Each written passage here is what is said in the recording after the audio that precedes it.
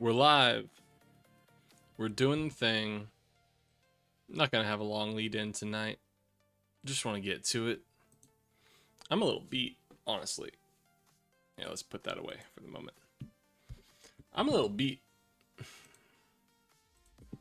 I'm going to have a rough one tonight. But we'll see. We'll see how it goes. I'm Know Nothing Attorney. I know nothing, so you can too. Because it's only in embracing that we know nothing that we can actually learn anything. And that's what we do here every single day. Whenever we get the chance, we learn whatever we can.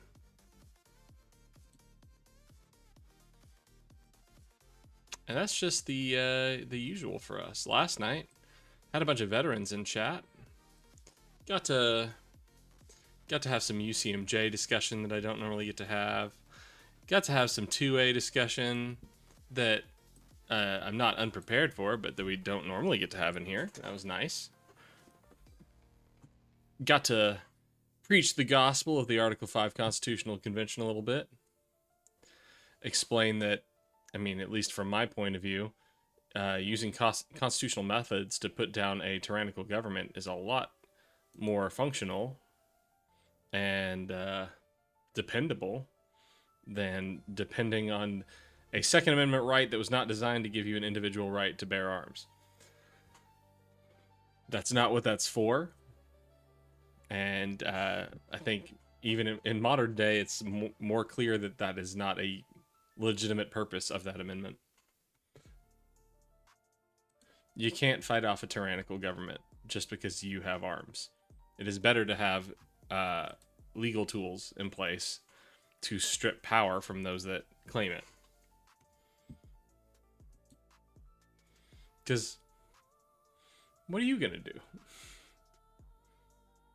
Anyway, I'm going to jump in the waiting room. Then I think I also want to make a ground news account so that I can be on top of the top stories of the day and not have to depend on links from Reddit for that. Reddit is a perfectly fine source for sources if you're looking for political news. But I want to test out ground news because I've never tried it.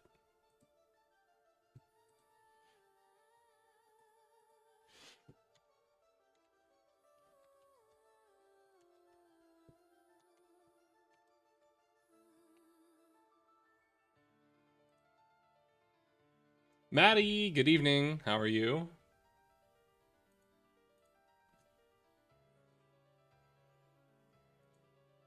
Snagging myself a ground news account real quick because I'd like you to be able to scope out the news when we start stream.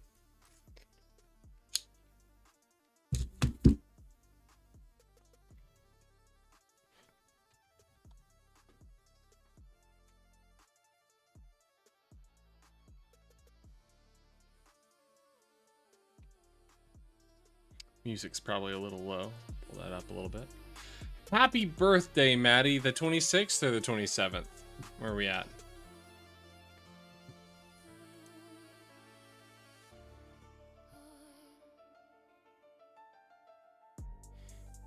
Happy December 26th. Happy birthday. I hope it's a wonderful one, and I hope this is the year.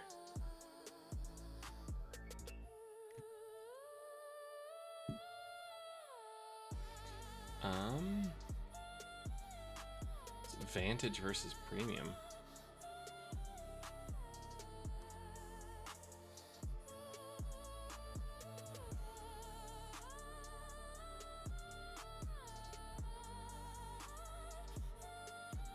You are not telling me how frequent this charge is. You just said it's $50. $50 for what? A month? A year? Wow, ground news. $100 a year. Okay. That's fine.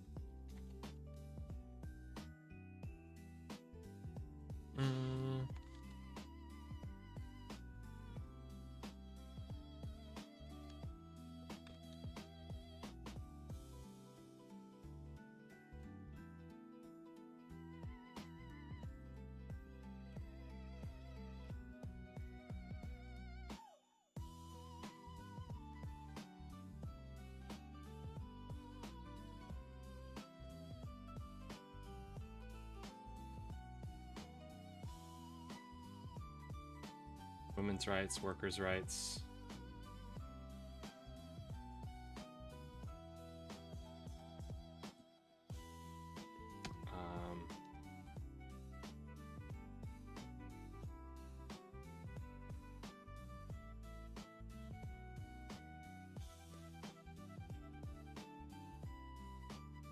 U.S. immigration.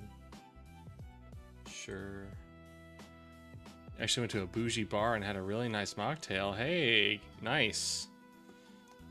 I'm still trying to figure out how to go to a bar. So, did you read up on the Taft-Hartley Act? No, I didn't spend a lot of time reading up on the Taft-Hartley Act. I can pull it up right now as soon as I'm done with this, though.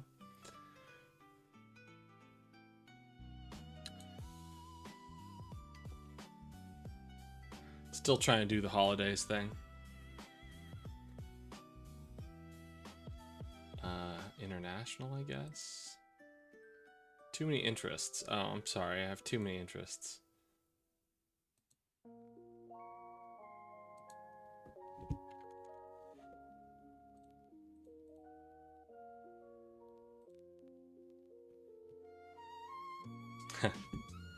Appreciate that. Okay. Now I'm signed up for ground news. Let's pull up the Taft-Hartley Act again.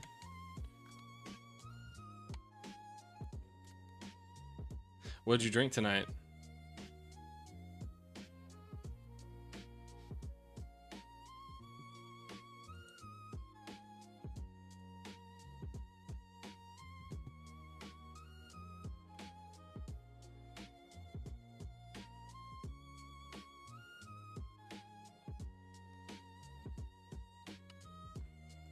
Oh, rosemary in a drink. I don't know about that.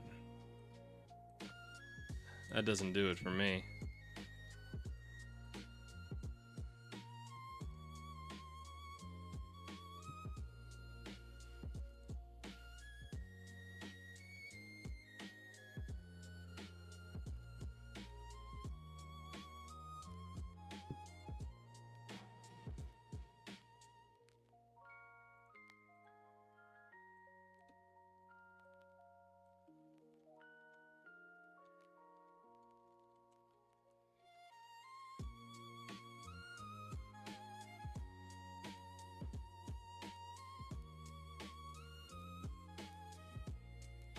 Aliana, what's going on? You eat fish Borgar.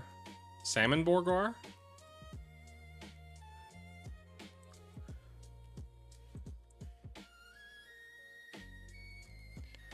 Aliana is so cat-centric, they even speak in cat memes.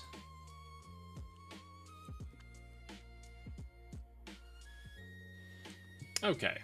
The Labor Management Relations Act, 1947, better known as the Taft-Hartley Act, is a United States federal law that restricts the activities and power of labor unions.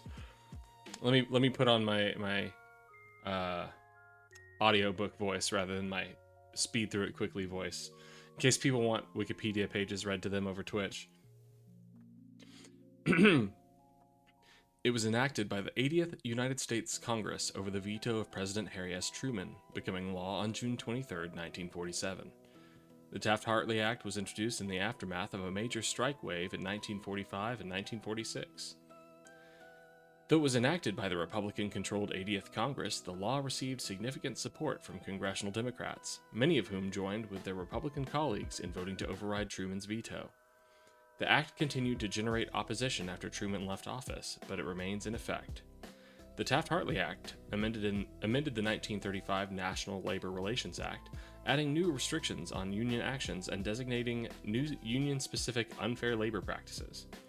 Among the practices prohibited by the Taft-Hartley Act are jurisdictional strikes, wildcat strikes, solidarity or political strikes, secondary boycotts, secondary and mass picketing, closed shops, and monetary donations by unions to federal political campaigns. The amendments also allowed states to enact right-to-work laws, banning union shops. Enacted during the early stages of the Cold War, the law required union officers to sign non-communist affidavits with the government. Oh, wow.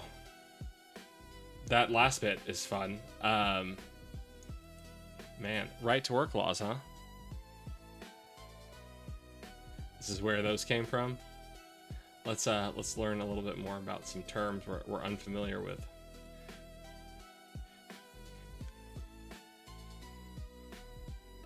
A jurisdictional strike. In the United States labor law, a jurisdictional strike is a concerted refusal to work undertaken by a union to assert its members' right to particular job assignments and to protest the assignment of disputed work to members of another union or to unorganized workers. Labor unions use the term jurisdiction to refer to their claims to represent workers who perform a certain type of work and the right of their members to perform such work. The Taft-Hartley amendments to the NLRA empowered the NLRB to resolve such jurisdictional disputes and authorized the General Counsel of the NLRB to seek an injunction barring such strikes.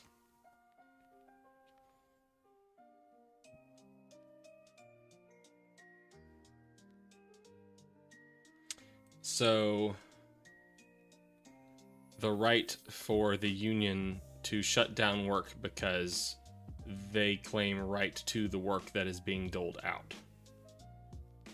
So we're going to shut down our jobs B and C because you're giving our job A to somebody else. I understand that, right? Jurisdictional strikes occur most frequently in the United States in the construction industry. Construction unions frequently resolve those disputes through a privately created adjustment system.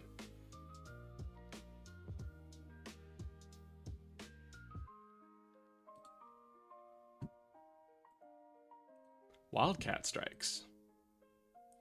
A wildcat strike is a strike action undertaken by unionized workers with union leadership's authorization, support, or approval. Without union leadership's authorization, support, or approval. This is sometimes themed in unofficial industrial action. The legality of wildcat strikes varies between countries and over time. The motivation for wildcat strikes in the United States changed from the Depression era to the post-war era in response to a variety of factors relating to business, the federal government, and unions. During the Depression and prior to the bureaucratization of unions, leaders of different political philosophies tended to agree on the necessity and unique capabilities of local strike actions. Regardless of the organizational structure and direction, unions had no difficulty retaining these kinds of tactics within their toolkit. With the ascent of the Roosevelt administration, labor found a powerful ally in the struggle for workers' rights. With the changing role of the NLRB, as determined by the New Deal National Labor Relations Act of 1935, a specific government entity began arbitrating grievances between workers, their unions, and employers.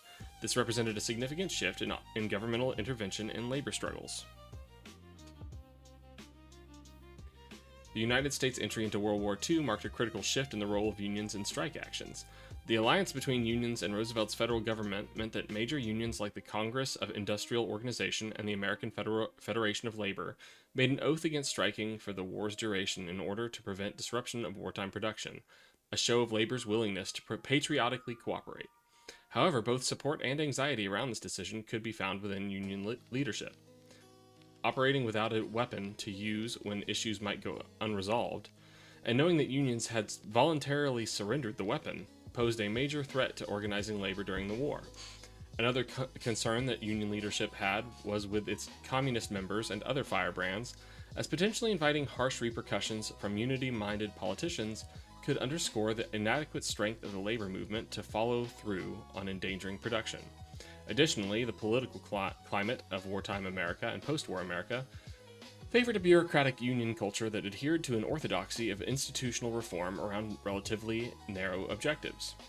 Of increasing importance to union leadership was an alliance with the Democratic establishment, which demanded stricter control over union members and actions in exchange for some degree of political support in institutionalizing unions. Part of this emergent anti-radical platform was an easy embrace of the Taft-Hartley Act's anti-communist agenda, resulting in virtually all communists losing their union positions in only a couple years. Yay! So fun! An early example of the tension between the substantially changing unions and their members can be seen in the wildcat strikes against little steel companies in 1941. Bethlehem Steel Corporation, Republic Steel, Youngstown Sheet and Tube, and U.S. Steel experienced a series of these strikes during the spring of 1941, in spite of strides in union-employer relations made under the oversight of NLRB and with the support of federal wartime programs. Little Steel had found that the benefits of federal profit guarantees made submitting to labor demands more viable.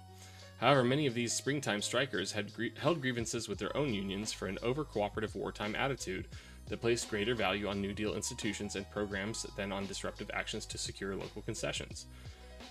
A critical point of contention lay in the no-strike pledge that unions committed their membership to in response to wartime nationalism. Wartime nationalism is always a great sign that things are going well. As the war progressed, the emphasis on union NLRB relations led to frequent and dispersed wildcat strikes in the steel industry. The new paradigm empowered union leaders over common members such that workers felt they had to take matters into their own hands, even if it meant risking expulsion from the union. After a challenge by the American Liberty League, the NLRA's Supreme Court confirmation in 1937 became a point around which corporate interests could rally in defense of business, with the ultimate goal of limiting the degree to which the Act and other legislation could extend power to workers. The 1947 Taft-Hartley Act emerged partially as a consequence of the Little Steel Strike of 1937 and as a means to retool the NLRA away from labor protections and toward business protections. That's exactly what the NLRA is for. We all know that, right? Yay.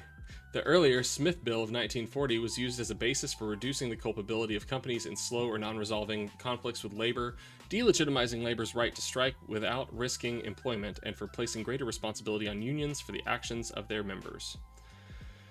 Taft-Hartley also included many clauses built to disempower unions, whether by guaranteeing workers the ability to work in union workplaces without membership, exclude a large number of employment statuses from inclusion in unions, or widening who qualified as a manager. The act helped to disunify unions across different industries and even within industries, while supporting the development of a managerial class within workplaces to protect employers from union action. So the action against wildcat strikes was basically saying, all right, fine, we will give some power to the unions. Also, now everybody who are in the unions, once we get the unions on our side, you are all confined to obey your unions. Got it.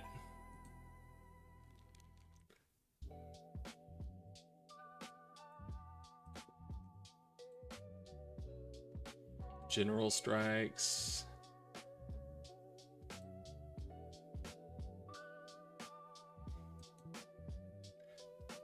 A general strike is just illegal?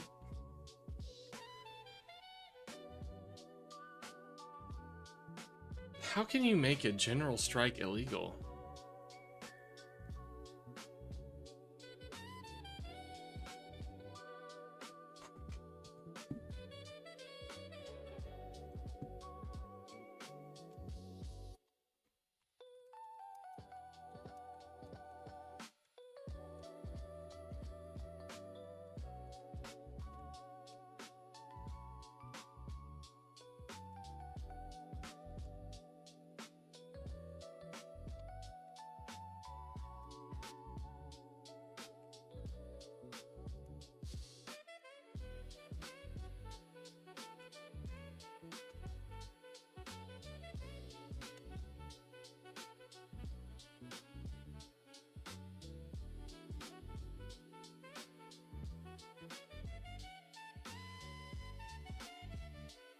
Unions can't pressure neutral employers to stop doing business with the employer they're actually disputing with.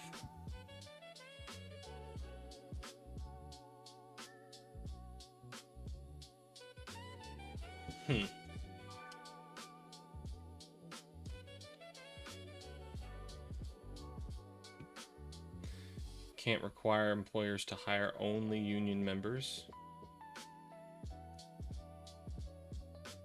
Unions can't demand pay for work not actually performed. Okay. Under union, excessive or discriminatory dues, coercing employees into joining, refusing to bargain in good faith. Political contributions, unions prohibited from contributing directly to federal campaigns.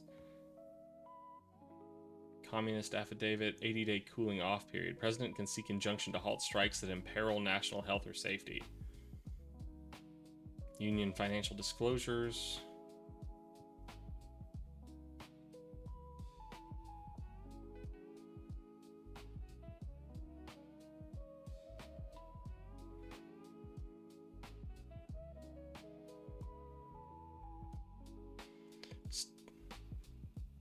This is regulating interstate commerce.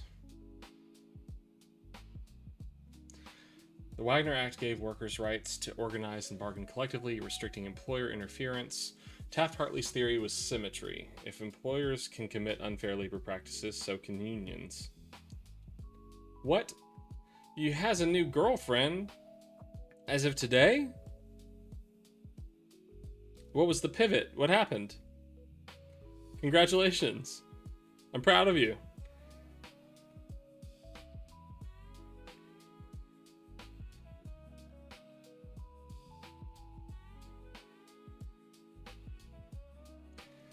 This is just ultimately silly.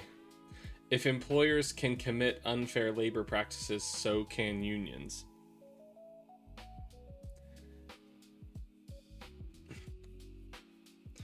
Being an employer is an unfair labor practice.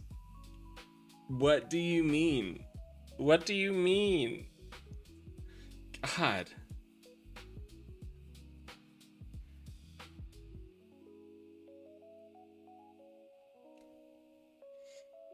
Taft-Hartley's theory was symmetry. Okay, Taft-Hartley explicitly permits states to pass right-to-work laws banning union security agreements.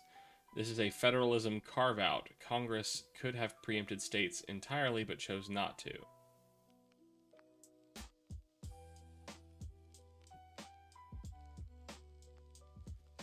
Huh. My eyes are irritated. Man. Okay. Woof.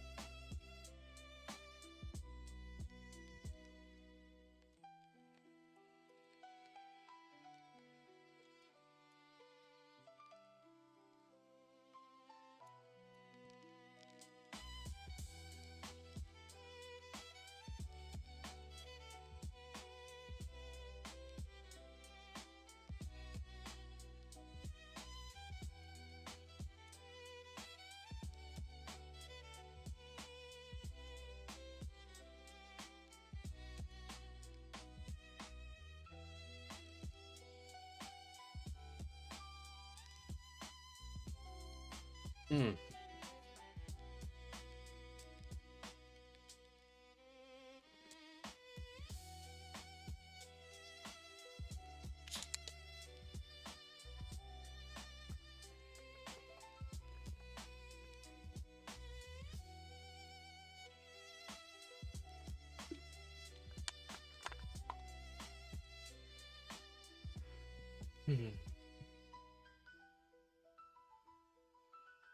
Yeah, yeah. So it just sucks. The end.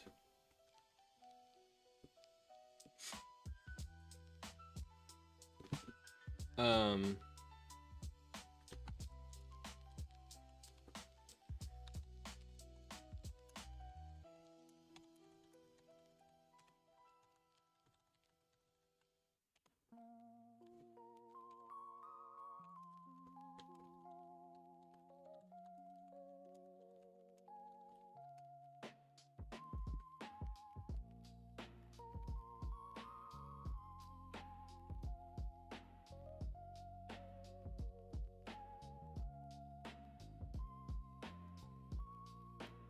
Labor law has been active recently.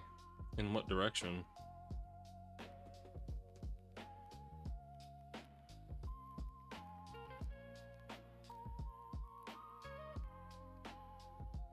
Biden did handle that railroad union issue, didn't he?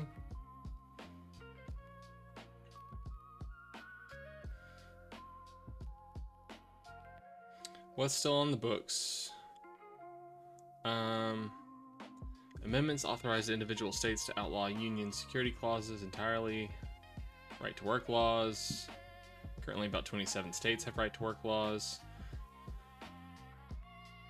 Communist affidavit was struck down as unconstitutional in 1965. 1959, the Taft-Hartley Labor Act was amended by the Landrum-Griffin Act, which repealed the requirement that a union must file a non-communist affidavit. Okay.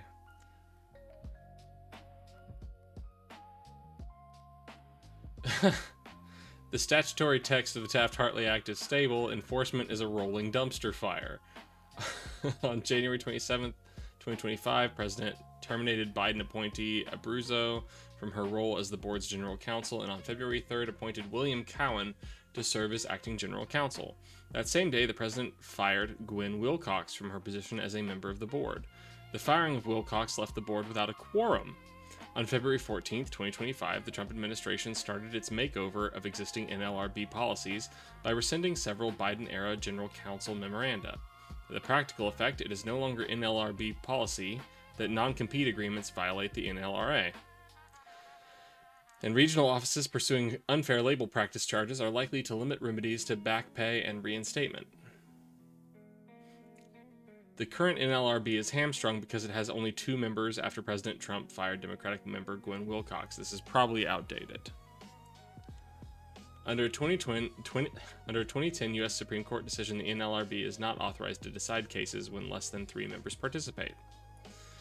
While member Wilcox has been reinstated to the NLRB by order of the D.C. District Court on March 6, 2025, the Trump administration is appealing and seeking a stay of that order, and there is a good possibility that the issue will ultimately be considered by the Supreme Court. The constitutionality of the NLRA, on which NLRB's existence relies, is being actively litigated in federal courts. The SpaceX case and others are challenging whether the NLRB structure is constitutional at all. I remember a decision about the NLRA earlier this year. I don't remember what that was.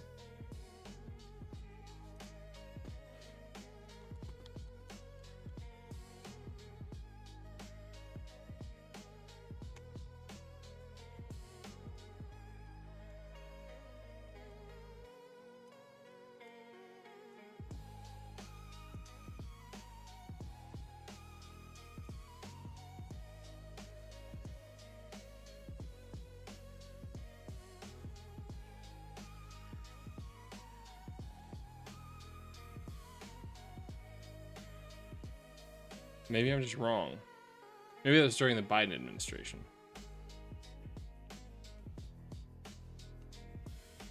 Trump v. Wilcox. May 22nd, the U.S. Supreme Court ruled NLRB member Wilcox cannot return to work while she challenges Trump's decision to terminate her without cause. The central issue revolves around 90-year-old precedent Humphrey's Executor v. U.S., limiting the president's power to fire employees at independent agencies. The order was split 6-3 along ideological lines, which likely indicates a majority of justices believe Humphrey's executor is no longer good law or is distinguishable as it relates to the NLRB. Without a quorum, the NLRB cannot adjudicate cases or issue decisions. The board has been paralyzed for most of 2025. Fifth Circuit. SpaceX v. NLRB. The court held that the NLRB structure, specifically the statutory limits on removing NLRB board members, likely violates the Constitution. How?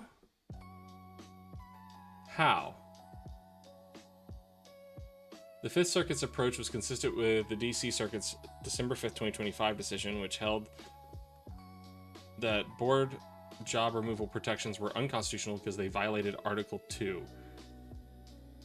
How? Congress creates agencies. Congress directs the executive branch on how to operate those agencies. How? Employers facing NLRB complaints may now raise structural challenges as part of their defense.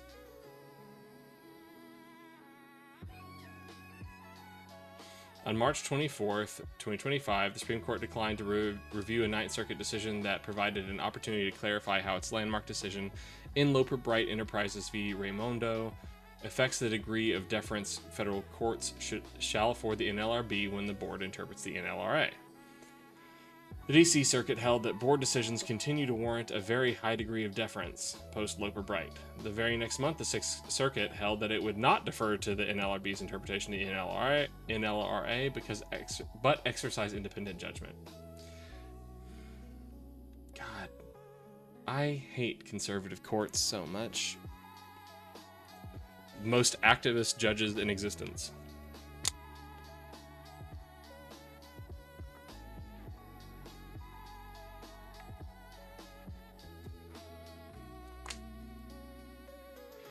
All right, now I want to read, what was that case?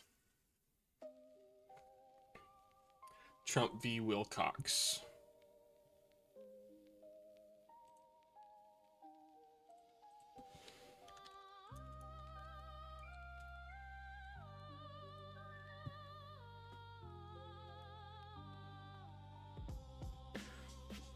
This is just a read along tonight.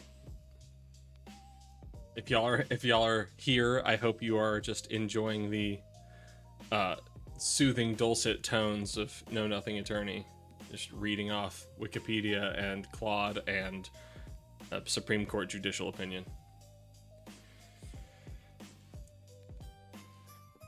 All right, SCOTUS, Trump v. Wilcox on an application for a stay. Is this what I'm looking for?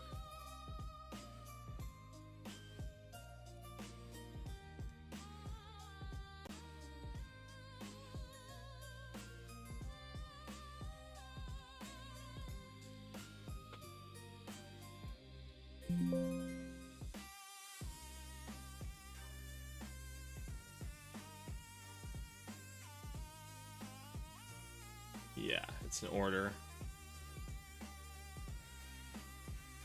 I don't know how much I'm gonna find out from this, because Claude is saying this is a mere indication of what their feelings are, so we're not likely gonna get an explanation. The government has applied for a stay of orders from the District Court for the District of Columbia, enjoining the president's removal of a member of the NLRB and a member of the Merit Systems Protection Board, respectively. The president is prohibited by statute from removing these officers except for cause, and no qualifying cause was given. The application for stay presented to the Chief Justice and by him referred to the court is granted. Because the Constitution vests the executive power in the president, see Article 2, Section 1, Clause 1, he may remove without cause executive officers who exercise that power on his behalf, subject to narrow exceptions recognized by our precedents.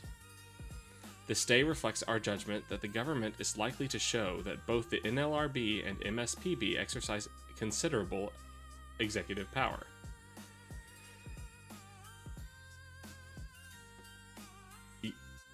Yes. But we do not ultimately decide in this posture whether the NLRB or MSPB falls within such a recognized exception. That question is better left for resolution after full briefing and argument. The stay also reflects our judgment that the government faces greater risk of harm from an order allowing a removed officer to continue exercising the executive power than a wrongfully removed officer faces from being unable to perform her statutory duty. See Trump v. International Refugee Assistance Project. A stay is appropriate to avoid the disruptive effect of the repeated removal and reinstatement of officers during the pendency of this litigation. Finally, respondents Gwen Wilcox and Kathy Harris contend that arguments in this case necessarily implicate the constitutionality of for-cause removal protections for members of the Federal Reserve's Board of Governors or other members of the Federal Open Market Committee. The Federal Reserve is a uniquely structured quasi-private entity that follows in the distinct historical tradition of the first and second banks of the United States. The March 4, 2025 order of the United States District Court for the District of Columbia are stayed pending the disposition of the appeal in the United States Court of Appeals for the District of Columbia Circuit and disposition of a petition for a writ of certiorari if such a writ is timely sought. Should certiorari be denied, this stay shall terminate automatically. In the event certiorari is granted, the stay shall terminate upon the sending down of the judgment of this court. And here's the dissenting opinion. For 90 years, Humphrey's executor has stood as a precedent of this court, and not just any precedent. Humphreys undergirds a significant feature of American governance: bipartisan administrative bodies carrying out expertise-based functions with a measure of independence from presidential control. The two such agencies involved in this application are the NLRB and Merit Systems Protection Board. But there are many others, among them the FCC, the FTC, and the Federal Reserve Board. Congress created them all, though at different times, out of one basic vision. It thought that in certain spheres of government, a group of knowledgeable people from both parties, none of whom a president could remove without cause, would make decisions likely to advance the long-term public good. And that congressional judgment, Humphreys makes clear, creates no conflict with the Constitution. Rejecting a claim that the removal restriction enacted for the FTC interferes with the executive power, the Humphreys court held that Congress has authority in creating such quasi-legislative or quasi-judicial bodies to forbid their members' removal except for cause. Indeed, that conclusion cannot well be doubted. Yeah, so here's the big issue. Agencies are not solitarily executive functionalities, mechanisms. They're not purely executive mechanisms. They are quasi-legislative mechanisms. When Congress creates an agency, they create the agency to fulfill not only executive functions, but also legislative functions. They ask them to make law. It's not statutory law, it is administrative law, it's regulations, but it is law nonetheless, and that authority resides with Congress. So Congress has made a congressional body, a legislative body, not just an executive body. They have made a legislative body, and they have made the rules that will govern how it is run. And so the president is allowed to make appointments. But, and specifically, this is very important. The Constitution gives the president the appointment power. It does not explicitly give him removal power. Removal power is assumed. Removal power was found by the Supreme Court way back in the day as like a necessary thing that comes along with the appointment power. But that is only the Supreme Court interpreting where law is not made. If Congress makes an agency that has legislative power and they define the rules required for removal, there is no constitutional language to bring to bear on that. Congress has decided it. So the president is locked in on how he can remove, he or she, or they, how they can remove people that have been given legislative power. That's not unreasonable. That is necessary. You can't, especially in an environment where we are handing over the reins of legislative power from Congress to the administrative state, you can't just give the president the power to decide who's making law. That would be insane. To overturn Humphreys is nuts. They haven't done that yet, but it's nuts, and it freaks me the fuck out that that's on the table. Maddie, thank you for pushing me to investigate the Taft-Hartley Act.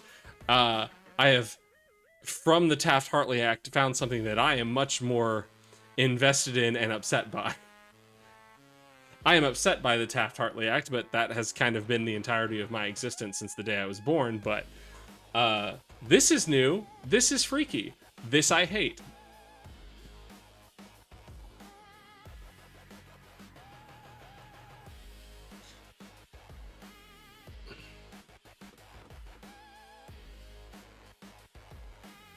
Is this a new debate topic?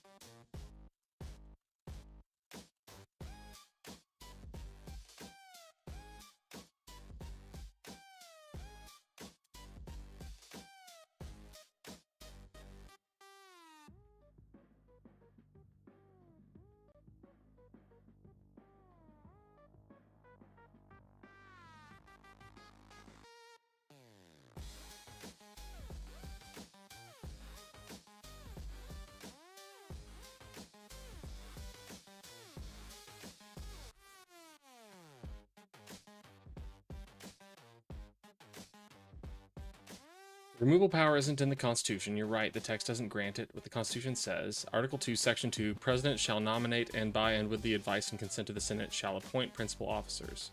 Article 2, Section 1, the executive power shall be vested in a president. That's it. No removal clause. Myers v. United States, 1926, Chief Justice Taft found an implied exclusive presidential removal power. He relied on the decision of 1789, the first Congress's debate about removal, which Taft read as recognizing inherent presidential authority. The vesting clause, if executive power is vested in the president, he must be able to control those who exercise it.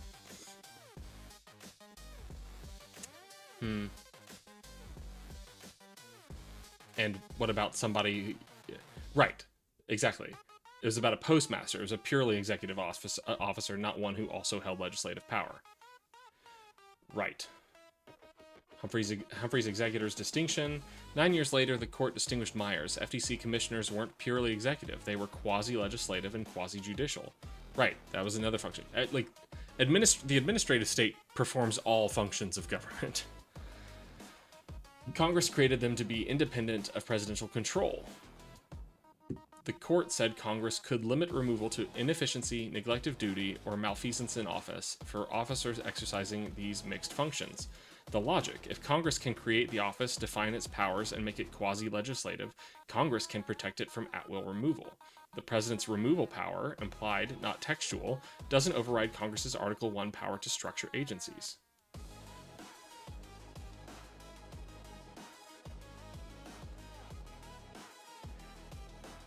Premise, Article 2 vests all executive power. Conservative counters. Premise, Article 2 vests all executive power in the president. Premise, officers who execute law exercise executive power. Premise, quasi-legislative is a fiction. Agencies either execute law or they're unconstitutional. What? President must have removal authority over anyone exercising executive power. Here's where... If we accept that agencies make rules with force of law, which they do, this is constitutionally permissible, which the court has allowed, the president can fire agency heads at will, which the court is moving toward, then we've created a president who controls de facto lawmaking. Without the Article 1, Section 7 requirements, and without the for-cause protections that created some independence. It's a constitutional bait and switch. Congress delegates rulemaking to agencies. Courts say this is fine because agencies are expert and independent. Court strips independence by allowing at-will removal. President now controls delegated legislative power. Congratulations, you've handed the executive branch lawmaking authority with no checks. Exactly. The Chevron connection. This gets worse post-Loper-Bright. Chevron said courts defer to agency interpretations. Agencies thus had enormous power to define law through interpretation, but they were somewhat insulated from presidential control. Loper-Bright killed Chevron deference, which sucks. This sucks. It sucks to kill Chevron deference. It is garbage. Now courts interpret statutes themselves, but agencies still make rules. And if Humphreys falls, president controls those agencies directly. So we've kept the delegation of rulemaking power while removing both judicial deference and independence from the president. The agencies are now weaker against courts, but more subservient to the president. It's a specific kind of executive aggrandizement. Do we want to make a debate slide on that?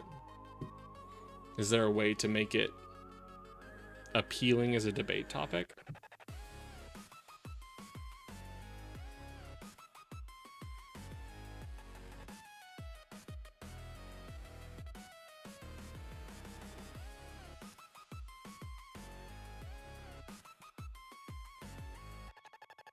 I think I know a way. Congress must be able to constrain presidential removals of independent agency heads to for cause removals.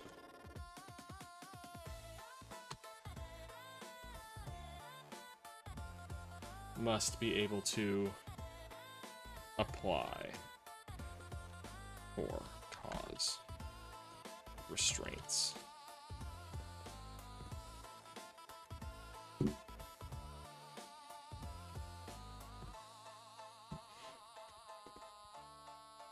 How's that? Workshopping it. Oh, Light Spectre, hey. Don't know how long ago you posted, but I see you now. How you doing over there in YouTube chat land? Right now I am being heartbroken by the Supreme Court signaling that they're looking to do away with the ability for Congress to apply for cause restrictions on presidential removals of independent agency heads. Which is terrifying. It's terrifying. Say that president can do at-will removal for any agency head. Absolutely terrifying.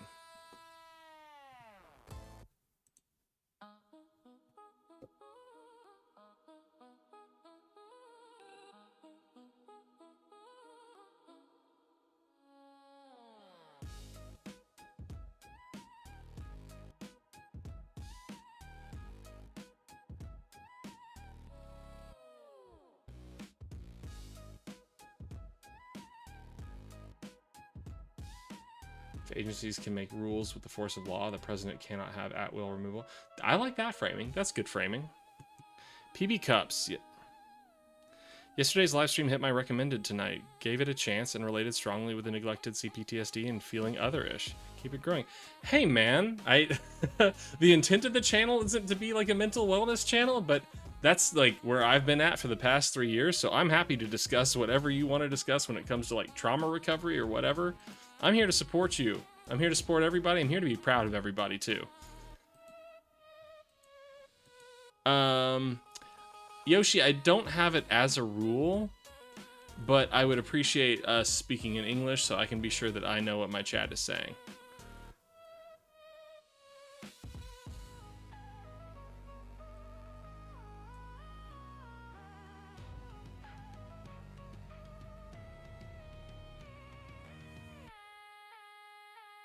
A new order of the ages.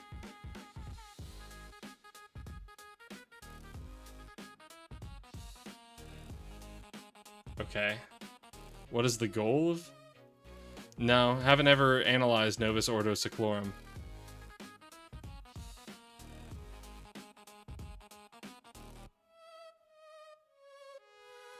But hey, if it hasn't been adopted by somebody for some subversive purpose that doesn't really reflect what the founders thought, then hey, I'm behind this statement.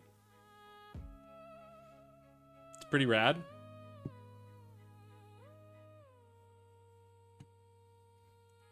Come on, Aliana.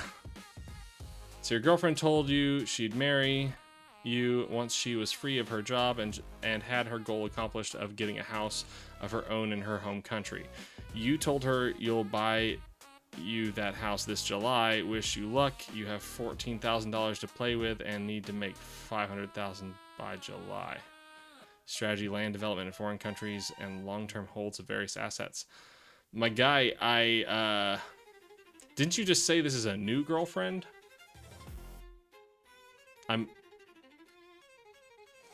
This may seem a little hypocritical from somebody who got into a horrible 9-year marriage after proposing after 3 months, but this seems a little concerning to me. You said the words new girlfriend, and I'm trying to buy her a house by July for $500,000. That's heightened my level of concern.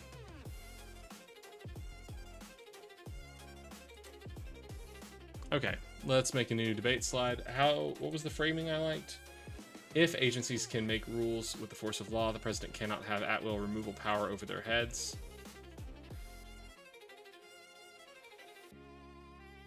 The removal power isn't in the Constitution. Well, I think the president can have at-will removal power, but that's if Congress gives it to him. So I don't like that framing.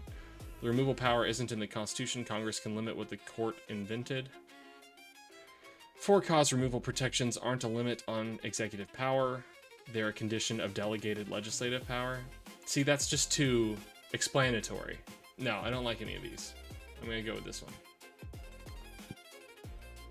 So let's make a new slide.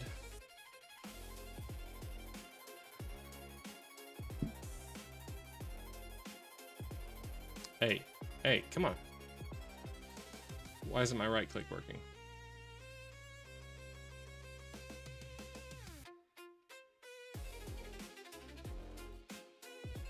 I seriously don't understand. I was previously able to copy and paste these slides.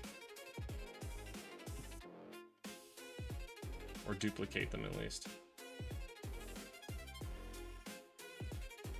There we go. Duplicate page.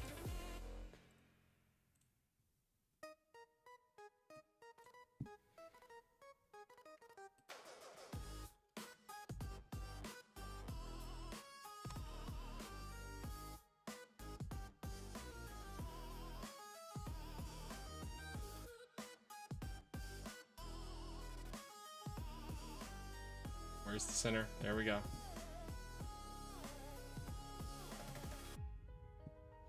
So let's download. It's a PNG. Current page. There we go. And we will add it to our slide deck. Yoshi Airhead, how you doing this evening if you're still here?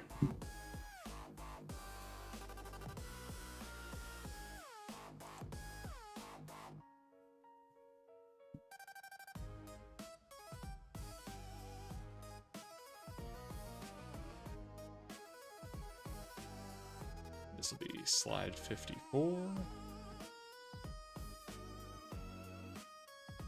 Very nice. New slide added.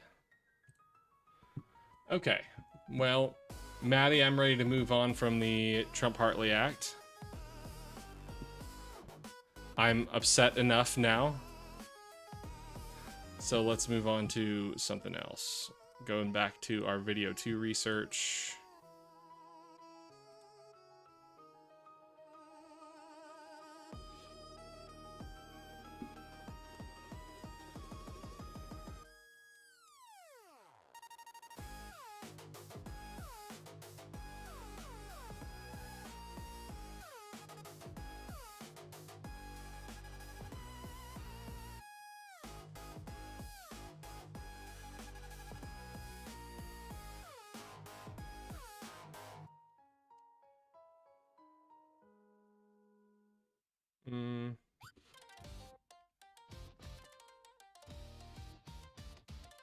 It's better. There we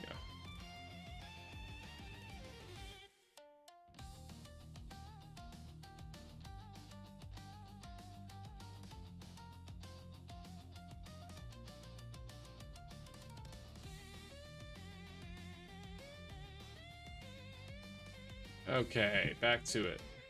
Oh, this is gonna have to become 2 windows now. We're gonna be doing research on one. You must sleep again? All right, good night, man. It was good having you here for a brief time. Appreciate you being here.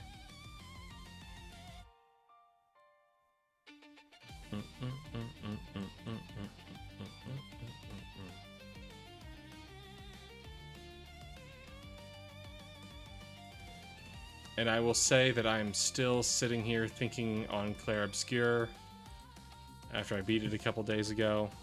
That was a rough one.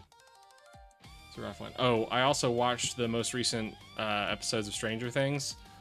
And damn, that semi-romantic scene between 2 characters, that was incredibly brutal. Incredibly emotionally brutal. And I didn't know somebody could capture that feeling so accurately on screen. I was roughed up by that.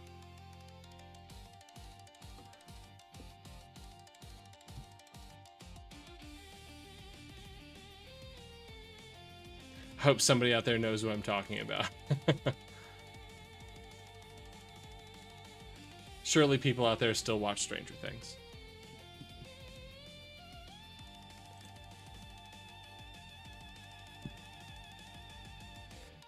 Okay. pull that up.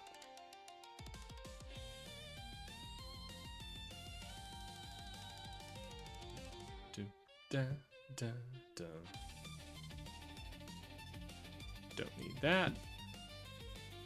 Don't need that.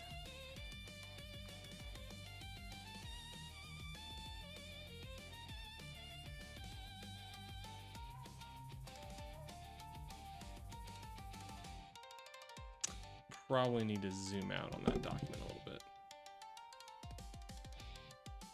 so you can see more of what's going on. Okay, well, good enough for now. All right, where were we with E. Jean Carroll?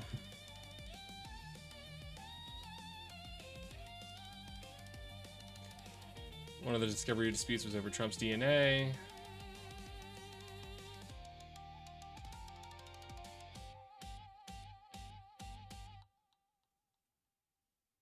What? Okay. One of the discovery disputes was over Trump's DNA. On February 10th, Joe Tacopina, who had become Trump's lead lawyer in the case on January 31st, 2023, said Trump would be willing to provide a DNA sample. Thankfully, I think the true amount of people that are still MAGA is greatly over-exaggerated through internet trolls and bots. This is true. I guess it depends on what you mean by still MAGA. I think there are a bunch of people out there that are like politically active and consider themselves MAGA, and there are people that are not politically active and want to ignore everything that happens and will still claim the label MAGA because it's too hard to change their frame of reference. So, like, I know some people that they don't follow all the horrific news that comes out all the time, and they just, if you share it with them, if you have the conversation with them, they're just going to be like, well, libs all say all kinds of stuff. So the goal is to substantiate everything. The goal is to take our time.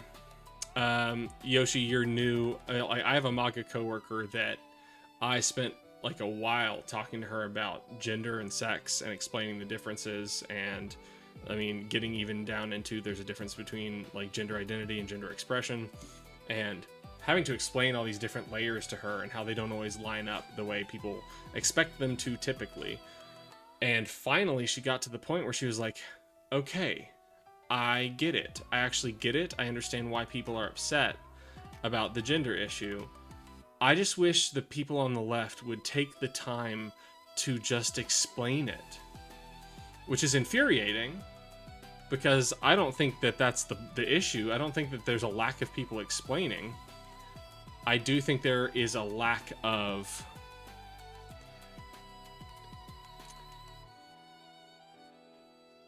there isn't a lack of patience either. There's just a lack of overabundant patience. And overabundant patience is something I have, so I'm willing to exercise it. But it is frustrating to hear people say that people just aren't taking the time to explain. I'm like, that's not how this is going. Like people that still trying to say that nothing bad was going on between Trump and Epstein. Yeah. The people that will say every accusation is just a made-up story. Because look at the evidence from the past of all of the made-up stories about Donald Trump. And that's why I'm working on this current video, the one we're doing research for right now. The hope is to provide a step-by-step walkthrough of what do you think TDS is? Let's do what we can to try to define it in a good faith way and figure out how we can measure it. Now let's step back in time and we'll go step by step backwards from the presidencies, the impeachments, to the fraud findings, back to organized crime, back to a history of sexual assault claims, back to his dad making his wealth off of stealing American tax dollars, back to his grandfather making money off of prostitution.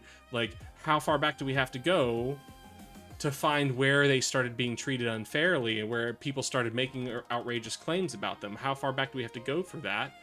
And how much of that are you willing to stomach before you actually sit there and go, maybe they have just been frauds the entire time?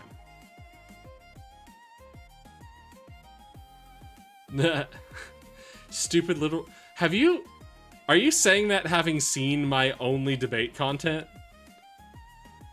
Have you seen my only debate content? Because it's really funny that you would say that. That should not be going. I don't want that going.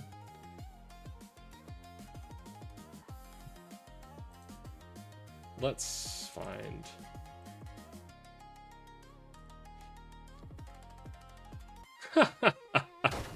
Okay, we're about to...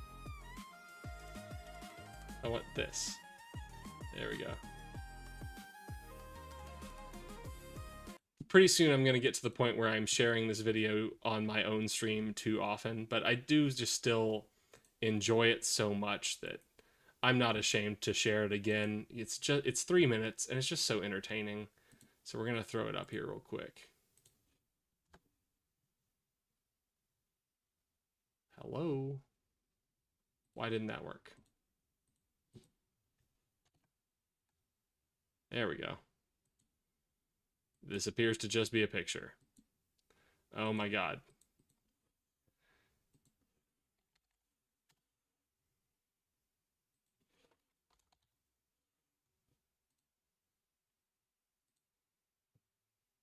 Why are Democrats stuck on the same shitty propaganda?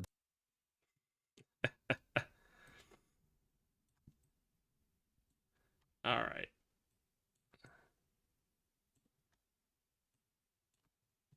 That already didn't work. Well, they didn't work because people weren't educated. I'm here to educate people. Would you like to come be educated? Why are your slides full of idiotic propaganda then? I don't do propaganda, I just do facts here. If you disagree with them, I take it you're not a fan of facts, and you must not know many of them, so give me your best shot. You want to do the one where I directly address what you believe? Right? You believe in gender? Yeah, you do? Nope, don't believe in it. Should men ever be effeminate? What part of I don't believe in it makes you think using it as a premise is going to work? Is there anything wrong with men wearing dresses? You're cool with men wearing dresses then. Why are you dumb? Why are you scared? Do you believe in Santa? No. Do you think Santa had a reindeer named Rudolph? I'm sorry, do men not exist? Do dresses not exist? Which of those two things are you saying is not real? The men or the dresses? Hey, Billy Blee. Neither are we're back to the 3-minute They're words debate describing indefinite patterns. So there's no such thing as a dress? It describes a thing that cannot be bound by a definition? So you don't believe there's an objective definition of a man at all? Are kilts dresses? Okay, should men wear dresses that aren't kilts? Sounds like you think dresses exist, which makes your whole Santa argument nil. I'm more interested in the question, is there no definition for men? Can anything be a man? It's not even clear what a person is. Words have no meaning. I'm going to take it from your desire not to answer the question. It's starting to look like you believe that gender is real. Your argument has boiled down to words have no meaning. That's the best you've got. You're running scared because you don't want to say that gender's real. So would you rather say that gender's real or that there is no definition for what a man is? It looks to me like you've got two paths here, and I don't think you want either one. Even gender theorists don't think gender is real, you idiot. I want to see what you think they think it is. Social construct. Like money, right? Is money not real? Correct. Money isn't real. I think you're confusing what is real for what is tangible. But some intangible things are real. Like what? Ideas exist. Thoughts exist. Nationalities exist. Names. Oh my god. Names exist. Have you ever thought that maybe you might be wrong about things? I have. I'm no nothing attorney. It's okay to be wrong about stuff. You can change your mind. Then you wouldn't have to go through this of me showing you how you're wrong about literally everything you say. You just don't want to admit that you believe in something. I know you believe in it. So should men wear dresses? I'm not stuck on stupid culture war issues. You sound stuck on stupid culture war issues. That's really what it sounds like. You jumped into a stream to be pissy about culture war issues. That seems to be your problem. Enjoy being repeatedly wrong on your own. Oh no, don't run away! Oh, poor baby. Yeah, run and hide. Tuck your tail. Go to bed feeling bad. I'm no nothing attorney. I know nothing, so you can too. Because it's only in embracing that we know nothing that we can learn anything. X and F could benefit from admitting that he knows nothing, so that he can actually have room in his mind to learn. So should men wear dresses? Why are Democrats stuck on the same shitty propaganda that all... Good time. Good time. He was peak rage bait?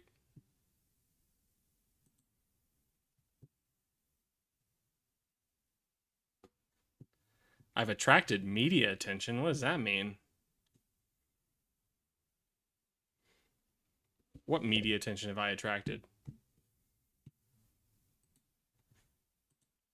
I'm a Twitch channel with 37 followers. I haven't attracted any media attention.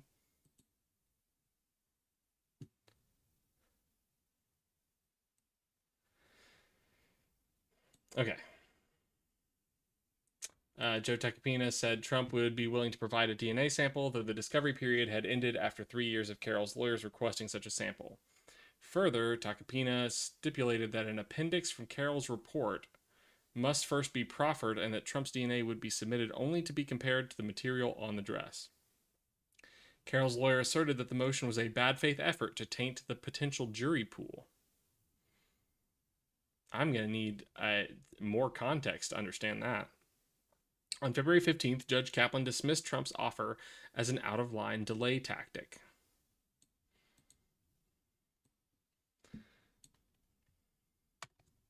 Further, the judge argued that the presence of Trump's DNA would not conclusively prove whether a rape occurred, as no sperm was detected. What? Okay. It would prove that, or it would provide evidence that Trump and Carroll saw each other on the occasion she wore the dress. That's confusing. In late March, the judge prohibited any mention of DNA evidence at the trial. Why? Part of his claim is that he had never seen her before.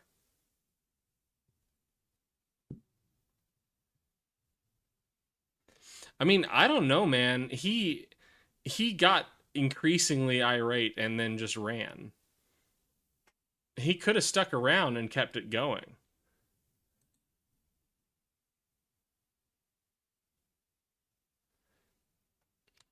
Oh, I need to shrink this back down. Besides, we're a growing channel, so I gotta make what content I can, right?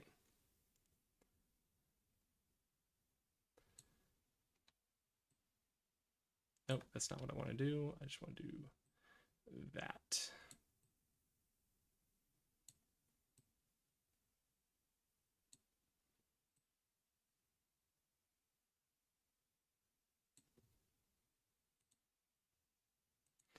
Oh no, you're right. It definitely wasn't a troll. Now I can't tell what side you are taking. Billy Blee, what do you mean by attracted media attention? What are you talking about?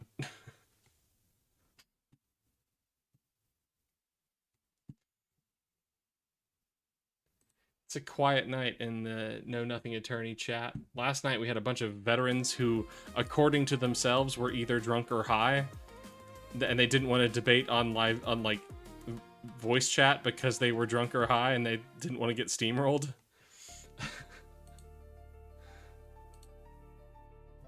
That was weird. But it was very active, and that was nice. Had a nice Second Amendment debate going on in here. He did. Billy Blee, that's my video. It's my own video. I made that.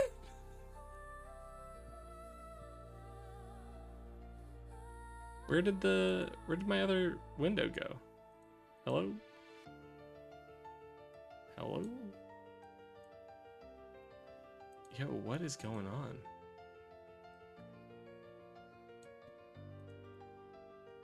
This... Okay. Why isn't it showing up then?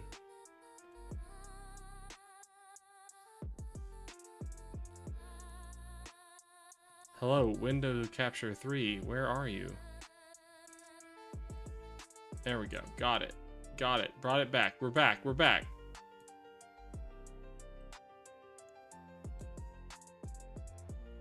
Yeah, he kept telling me that I was bad at theory of mind. And I'm like, you could demonstrate that. You could make an argument, but right now you're just not making arguments, dude.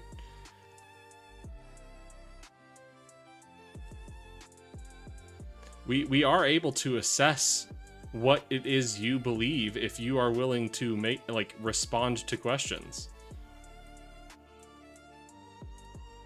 You can't just say, I don't believe that, so you can't just state that I believe it and then consider that a debate. That's not good enough, homie. Am I researching Trump's dark history? I am. Yes, in short. Right now, specifically, we're going into the sexual assault allegations.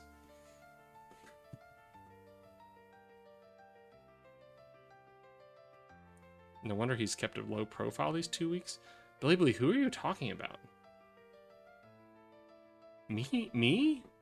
Have I kept a low profile? Lower than normal?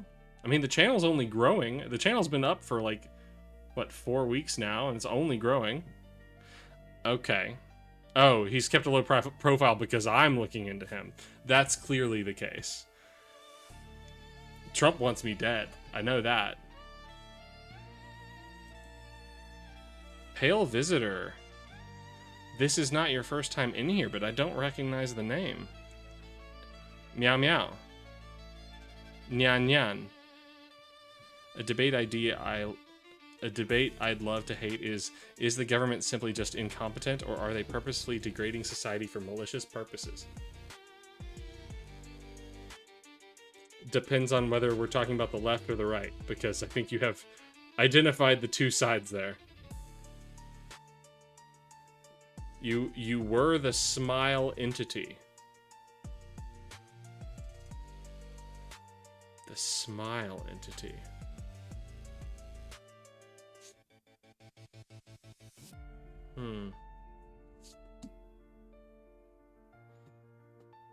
Don't know what this means. Okay, where are we at? Oh, I was going to say the judge's finding on the DNA on the dress. There we go.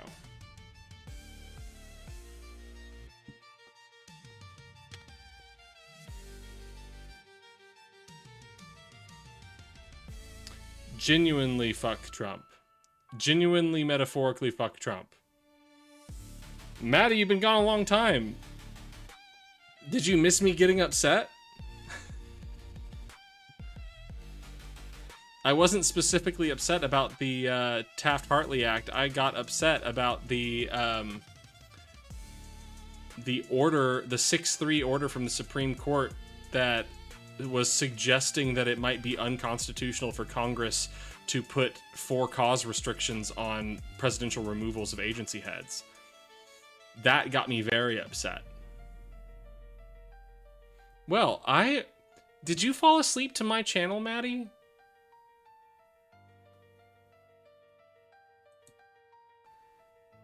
That was back in May. It was followed, if I'm remembering my timeline correctly, I think Chevron was last year at this point when they overturned Chevron. So they are just gutting the administrative state and handing all of whatever power it has left over to the president. No, Chevron was great. Chevron deference makes so much sense. Overturning it was bad. Chevron deference is a necessity.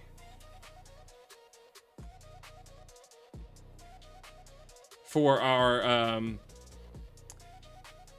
for those that are ignorant to what Chevron deference is, yes, yeah. For those that are unfamiliar with Chevron deference, it is a concept that was made out of necessity from the evolution of the American government as we developed the administrative state. So Congress, it got to the point where Congress was being expected to make laws on things that were far too complicated for lawmakers to make laws on. Too specific, too hyper-specific for industry purposes. Things that like the EPA would have to understand. Things that energy specialists would have to understand. Things that regular lawmakers just can't wrap their heads around because it requires decades of expertise. So when Congress made agencies, they set them up in such a way that they would define things broadly and then allow the agencies to interpret the law as written so that the agencies can determine how they need to proceed. So, for instance, what is a pollutant? Congress wrote a law that set up the EPA and required them to regulate pollutants.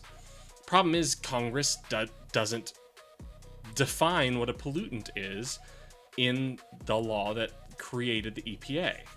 They left that to the EPA to determine, because we need specialists who determine that kind of thing. So the EPA, going from administration to administration, will change what things they consider pollutants and what things they don't. And that is its own kind of problem, sure. But if we don't have experts doing it, then we don't have the capacity to do it at all. And what initially was done was those like lawsuits would be brought against agencies and brought to the courts, and the judges would sit there and go, well, do I think this is a pollutant? I'm a judge. I think I need to figure out whether this is a pollutant or not to figure out if the EPA was abiding by the law. And that went on for a little bit until the point where Chevron went to the Supreme Court, and in the Chevron case, the Supreme Court determined judges don't have that capacity either. So you can bring these issues to court and you can prove that the agency overstepped, but we will defer to the agencies to have the expertise necessary to make the determination as to whether or not they are in line with the authority given to them by Congress. And that has been how things have been for decades. It is how the administrative state operates. The administrative state has to figure out what are within the bounds of its constitutional, congressional, statutory authority, what can they operate on, and then they carry that out. And then when they make changes, they have to go through a whole process to make changes. They can't just do it on a whim. But now, with the insane far-right cult Supreme Court, they have thrown that out and taken the power back to the judges to say, judges decide whether what the EPA is doing are within the confines of the EPA's power, their authority. So effectively what that means is the EPA can't determine a new pollutant. They can't do it. Because if they do it, they will then have to face a lawsuit and then go through that whole process to see whether or not the Supreme Court or some federal court will shut them down. So now it's just unreasonable to expect the EPA to determine a new pollutant at all. So something we've relied on for decades to be how we run the government now is gone. It's just gone, and it has frozen agencies in a lot of ways. Had a super smart poli-sci friend you talked to right before the 2024 election. He was explaining how there's no shortage of evidence to showcase that Trump is a terrible, terrible guy. Yeah. The only thing he said that was making me mad, was if you don't vote for Kamala, you're basically giving a vote for Trump. That's true. Your friend is correct. You don't vote because it's against your religious beliefs. What is against your religious beliefs? The Roberts Court is one of the worst, and the right will judge shop. They'll judge shop. Yeah.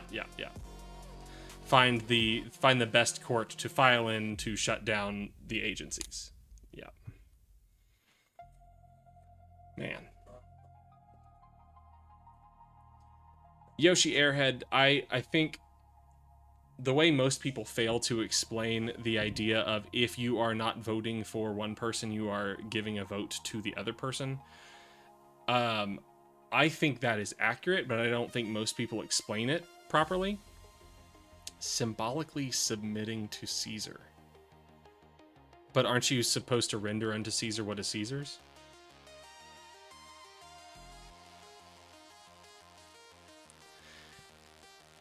Yes. So, and another way to frame how Maddie's putting it, I don't know if let me know if you're unfamiliar with what the Overton window is, but the Overton window is going to move one direction or another direction, and the Overton window is understood to exist on a 2D line. It can either go left or it can go right. So it is binary. It is a binary option. You either move the Overton window left or right. You can push for different candidates going either way, but once it all boils down to its most basic, most simplified. It is either going to move left or it is going to move right. And if you don't vote to move the Overton window in one direction, it is only serving to push the Overton window in the other direction. That's it. It's a binary option. You don't have to be for either candidate. You don't have to be for either party. But the Overton window is going to move left or right one way or another. And if you are just sitting there passively, then you are allowing it to move in the worse option. The Overton window is a measure of what is considered to be reasonable or acceptable policy in the society you live in. So you have your left to right political sphere. Over here you have the political left. Over here you have the political right. And what is considered moderate sits somewhere in the middle. And so you're going to have your Overton window that is just like a frame around what is considered to be generally acceptable policy. And that window will move left and right across the political spectrum depending on how society moves.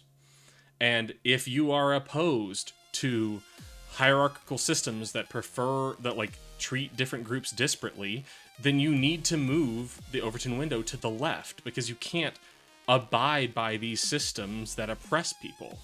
You can't abide by systems that oppress people based on race. You can't abide by systems that oppress people based on sex. You can't abide by people based on their status as the working class.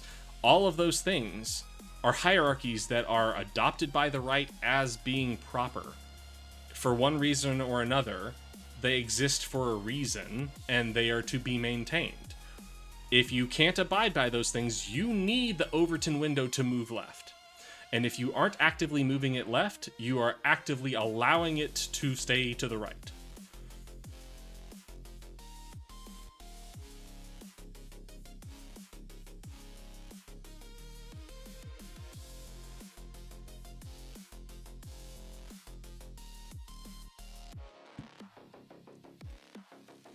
I mean, you are welcome to have your own unique interpretation of like what render unto Caesar what is Caesar's, but I think the general point, even if it wasn't the point that Christ was making in that fictional text, it is part of the broader scope that is the ideal of what Christ stands for in part, and that is that there are separate spheres. There is man's sphere and there is God's sphere, and those don't overlap. Man rules man in the world of man, but there is a higher world and a higher law that they are to submit to, but that does not mean that man's law does not exist. And I think to not involve yourself at all in the realm of man's law is to just abide by the suffering of other human beings while you're on this world, while you're on this earth.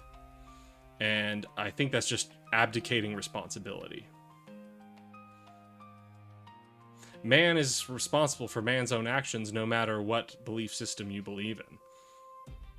That I'm aware of. I mean, I guess Calvinists would disagree. Maybe. I think they would still say man is culpable for their own actions. But while you're here, are you just taking a nap the entire time? Would you watch someone hurt someone in the street and do nothing?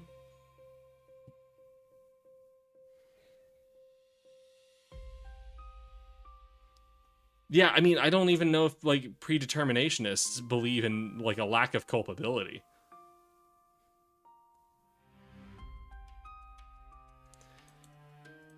And Yoshi Airhead, I don't know if you're an American, but like if you prescribe to the American ideal at all, then the founders were mostly religious people, and they would hold the view that while government must be secular, the individual must act righteously.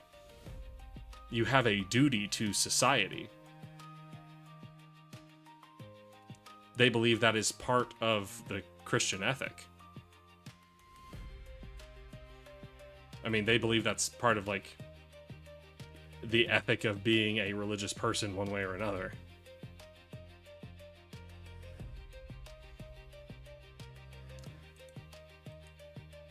Right, but what difference do you think there is between that and actually voting, other than the fact that one of them is an actual exercise of the power recognized to you by the people who created this country?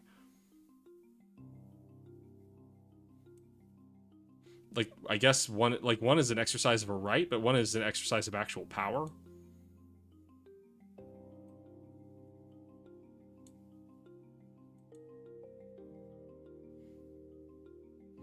Billy Blee chooses neither side. You're here to learn knowledge. My live channel allows you to avoid many similar things like these. Thank you. What do you mean, Billy Blee? What are you avoiding? When to neither choose left nor right. Again, that seems like abdication. That seems like laziness. I don't want to be involved. I could make a difference, but I don't want to. Why not make some kind of difference for the betterment of other people's suffering? Are you opposed to easing suffering?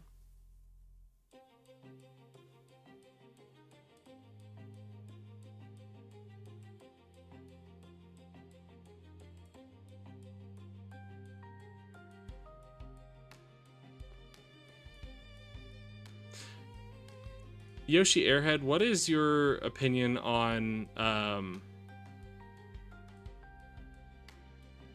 codifying as law Christian ethics?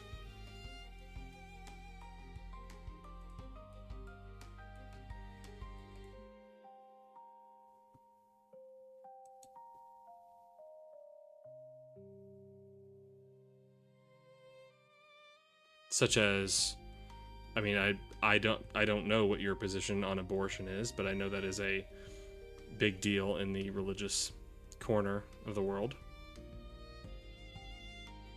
Transgender rights, gay marriage.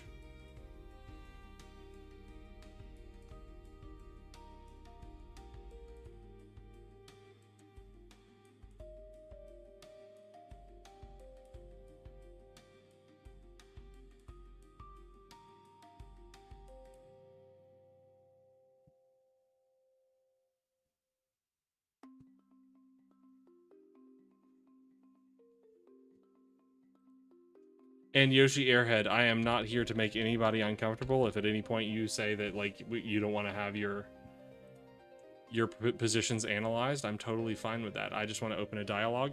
And also know from the text above me, I am not solely a debater. I just like talking to people about shit. Against all the Christian nationalism BS. Okay, I appreciate that. I love that. Thank you very much for maintaining that position. The classical American position. Seeker Maniac, do you believe rightist is leading world to destruction? What do you think? Do I think rightist is leading world to destruction? I think that's a fair framing. I think right political philosophy worsens economic divides, which leads to greater conflict. It leads to greater violence. It leads to more crime. It's destroying the environment. We're literally getting rid of national forests under Donald Trump. I think it is worsening international relations. I think there is a lot that the right wing does to damage our world.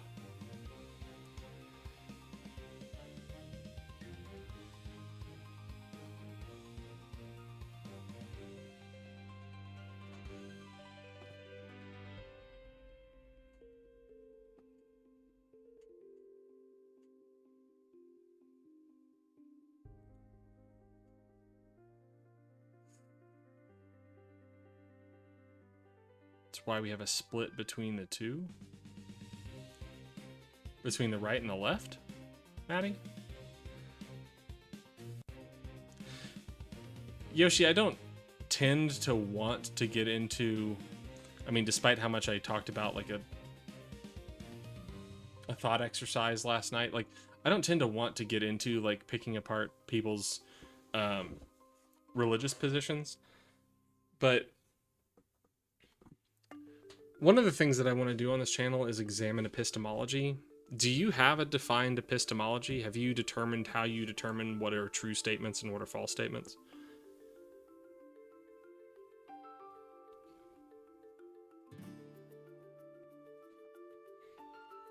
This is a form of self-judgment. Billy Blee is an immigrant, and they think personally that, first of all, they don't understand Western diversity. They choose not to take sides. It's like if you choose the left, the classmates on your right will keep a distance from you. You don't like that. As long as you avoid these issues, you think you can still be good classmates with them. Otherwise, it would be very awkward to see each other every day at the same school. For example, it's like you greet me, but you don't respond. Billy Blee, we're in a weird moment in Western politics, and I can't explain to you how that compares to other places in the world. But I know that we are at a tipping point where things that didn't used to be politicized have become politicized, to the point where, like, I completely cut my daughter's grandparents out of my life. I was not willing to see them anymore because of the types of things that they were willing to vote for. Because from what used to be standard Western ethics, not to say that I'm excluding other parts of the world from this, I'm just trying to say the part of the world that I know, again. There are things that are just unacceptable, that used to be just unacceptable, that have become acceptable to the right. So I'm not trying to sway you in any direction here. I want to make you aware of the type of mess that you may be ignoring. And that's the day that I told my ex-mother-in-law that I am just not going to talk to her anymore. She is welcome to see my daughter because I trust that she has her interests in mind, but I'm not going to talk to her anymore ever again. And she said, I can't believe that you're doing this over politics. And my response to her was that I was not the one who politicized decency. Human decency, caring about other human beings at all. Because she was saying she doesn't care if the Department of Education goes away because is public school really helping people? She didn't grow up in public school. She didn't care that Medicare would be threatened under Donald Trump. Because is that really helping people? And I'm sitting here going, that is not for you to decide. It is not up to you, like your frame of mind as to whether or not this is beneficial for people. Because you feel like it's not, other people should not be allowed to have it. That's indecent. It is just purely indecent behavior. You do not care. And the fact that she does not care that a person that was found liable by a unanimous jury for sexual assault, for an act described by the judge as rape, for a 34-count felon, for a person who literally, like, this is my biggest pet peeve. A president we know for a fact tried to unilaterally overturn the results of an election. The right doesn't care. So when you say that you don't want to choose one side or another because a side that you turn down might be upset with you for that, and they might choose to disconnect themselves from you, I need you to understand that you are at least running the risk of doing that with the other side merely by allowing yourself to associate with the right. If you allow yourself to associate with the right because you don't want to treat one side or another as bad, the left has been put in a position where many of us have to accept that the right has become disgusting. And if you choose to associate yourself with those people because you don't want to offend them, that is itself its own form of moral degeneracy to some people. if you don't choose to condemn bad people, then you are making a choice.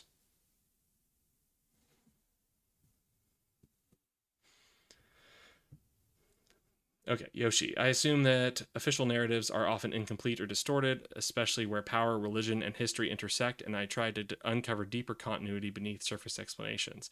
Well, at least you didn't stop at I think they're all bad. I cannot appreciate the position they're all bad, so just stop there as a thought stopper. At least you're saying you try to delve deeper.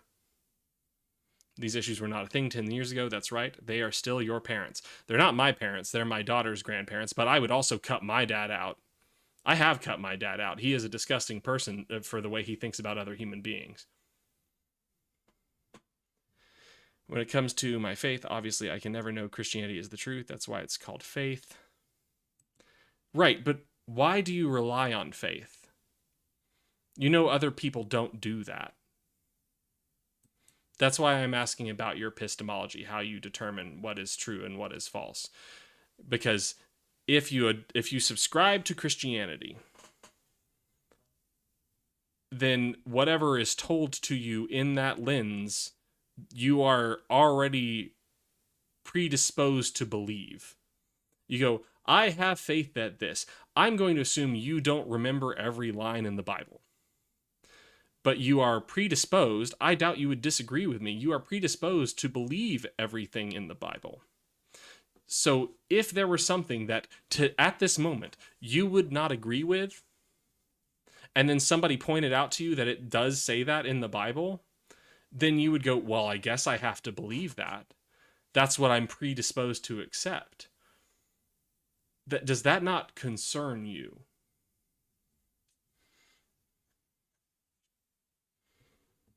Yeah, it's the Heritage Foundation, and going farther back than that, the NRA. Like we talked about last night, the Second Amendment right for an individual to keep and bear arms didn't exist, even as a theory, until the 80s.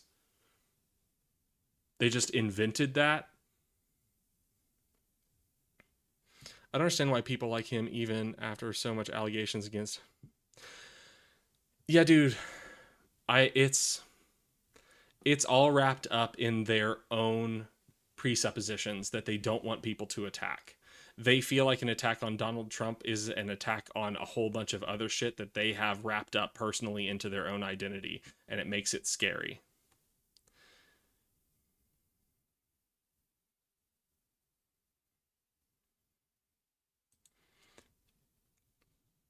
All right, Yoshi, that's even more confusing to me.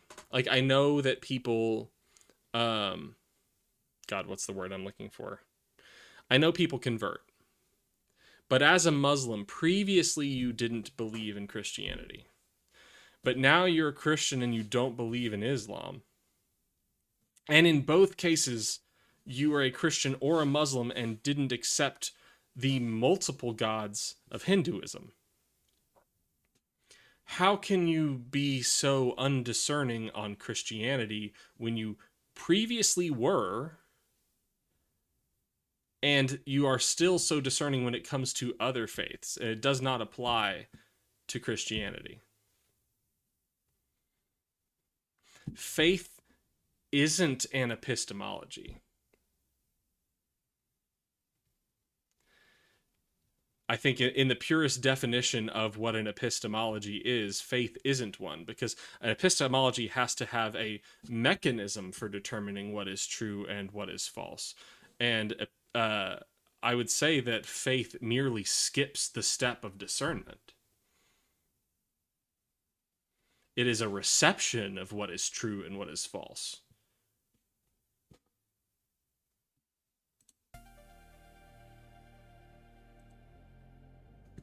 And if that's true, if you would accept that premise to say that you skip discernment of true and false to just receive what is true and false, then I have to jump to the conclusion that truth value doesn't matter to you.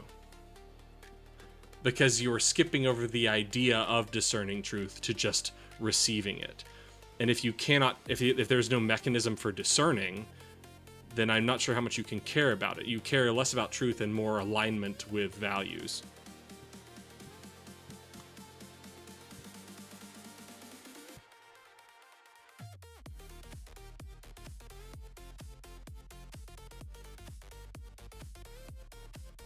More than that, Christianity's roots were built on a political structure and rejection of many issues within secular problems.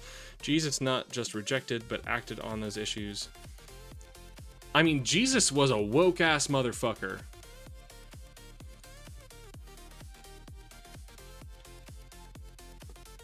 His friends were sex workers. He started a gay club. Started the first YMCA. I mean, damn, he taught wellness therapy. He taught about like washing each other's feet.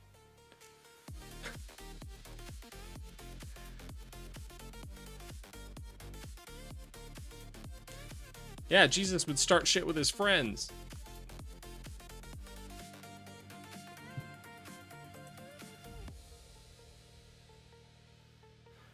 And Jesus wanted to eat the rich. You're right, a lot of my conversion had a lot more to do with moral alignment, but I'm always questioning things.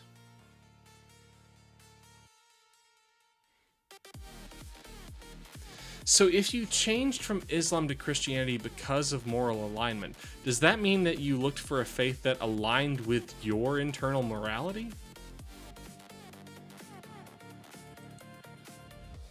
Man, I never thought about changing names. Man, there was dead naming going on with Christ. Christ believed in the concept of dead naming somebody.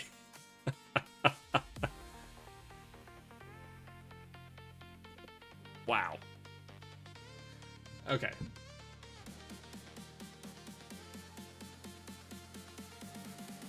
Further, the judge argued... On February 16, 2023, Trump's lawyers requested that the allegations from Leeds and Stoynoff and the Access Hollywood tape be barred as evidence. Pattern of sexual misconduct, yep. Carol's counsel argued that the accounts of the two women demonstrate a consistent pattern. On March 2nd, Trump's lawyers again asked for the tape's dismissal, arguing that it does not demonstrate a pattern of behavior consistent with Carol's accusation. In March, Kaplan ruled that the tape and testimony from the two women would be admissible at the trial for the second suit, along with testimony from two Bergdorf Goodman employees. Testimony from two Bergdorf Goodman employees. I didn't know about that one. New one on me. Add it to the list of evidence. I'm not sure what they testified as, like, to, but... Another super annoying thing as a lawyer that I haven't talked about on stream yet is, like, when people talk about something being hearsay, I'm like, dude, you don't even know what that is. You don't know what hearsay is. You don't know what things that would typically be hearsay are not considered hearsay because of the special characteristics about the true, like, the likelihood of the statement being true. Like, things are considered to not be hearsay, even if they meet the definition of hearsay, because they have certain special truth value to the claims. And then there are a lot of hearsay, there's a lot of hearsay evidence that is still admitted to evidence based on special conditions. Hearsay on its own is not a thing that just rules out evidence.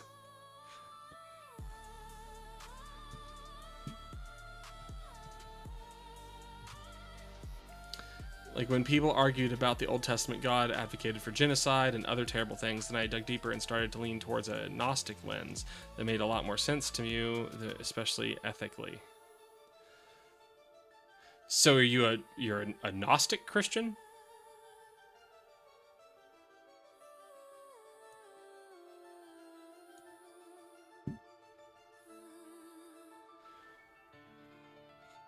Because damn, now we're getting into some, like, wild theology shit. We're getting into some Final Fantasy end boss religion.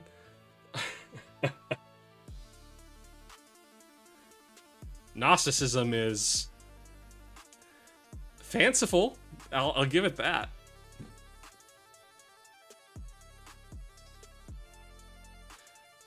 I mean, it's got cool shit like the demiurge. Like, that's just fun. Like, at least it's fun religion. Imagine that conversation with Jesus.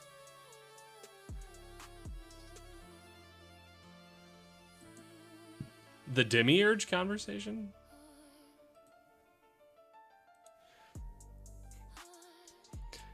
Jesus, are you actually a crucible for secret knowledge that I can gain from you so that I can escape this prison of a body that was made for me by the demiurge?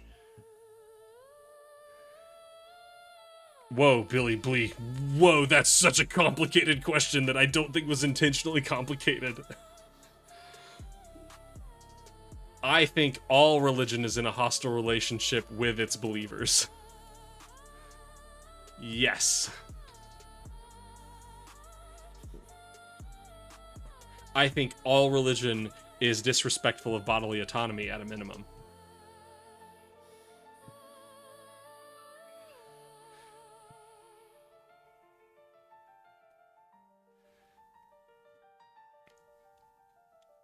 I like to imagine that Paul just really liked alliteration, and there was something that he had going where he was like, I like the words that go with Paul better than Saul. And Jesus is like, dude, you got such an artistic mind. I love that. Like, let's be alliterative, like poetry all day.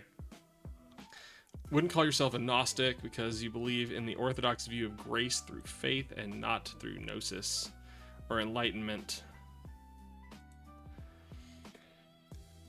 Yoshi Airhead. I am trying to massage my mind here. If I just want you to consider the thought. If at any point, I really made myself look crazy there. If at any point you were sitting there, because I went through the same thing.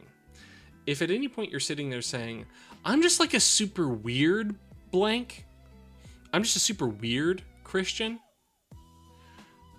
Maybe you should sit there and consider, maybe that's just because what you are attempting to describe is your own personal identity and your own personal views of morality, and you shouldn't be ascribing a religion to that.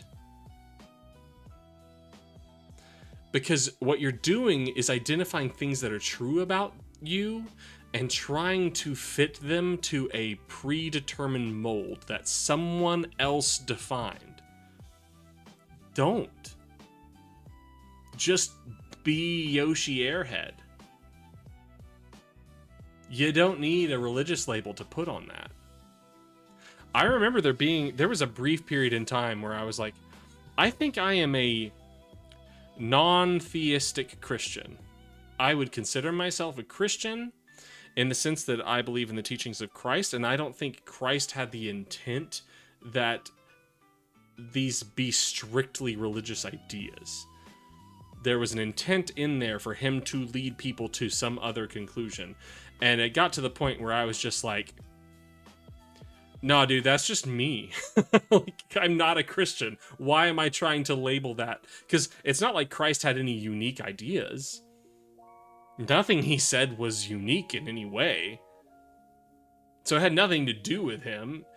A lot of things that people ascribe like Christianity to as like the origin of certain moral values, you can point to other systems across the world and go, those moral concepts are also shared by other philosophies, other theologies.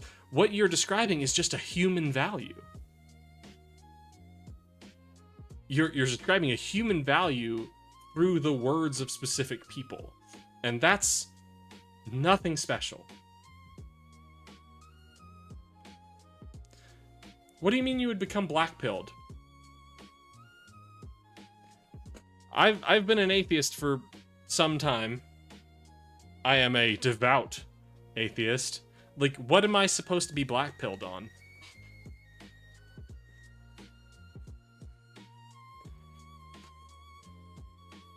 And I'll tell you, the most fun thing I've discovered in the world is that being incredibly earnest and good-natured and optimistic is the most subversive shit.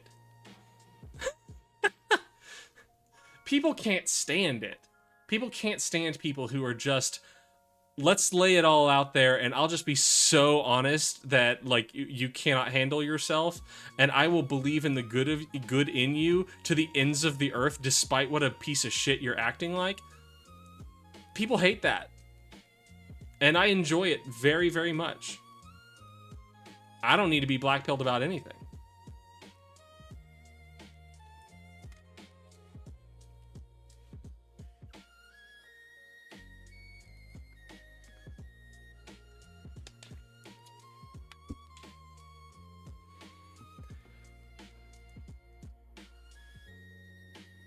Trump's purported rebuttal damage expert was rejected because he did not qualify as an expert witness. Ha!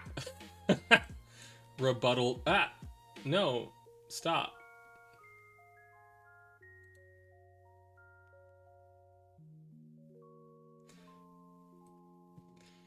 Rebuttal damage expert.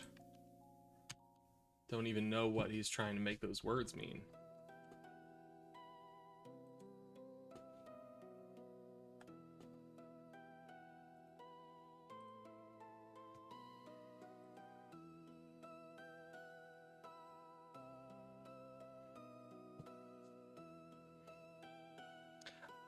I'm not sure what you're saying there, Yoshi Airhead.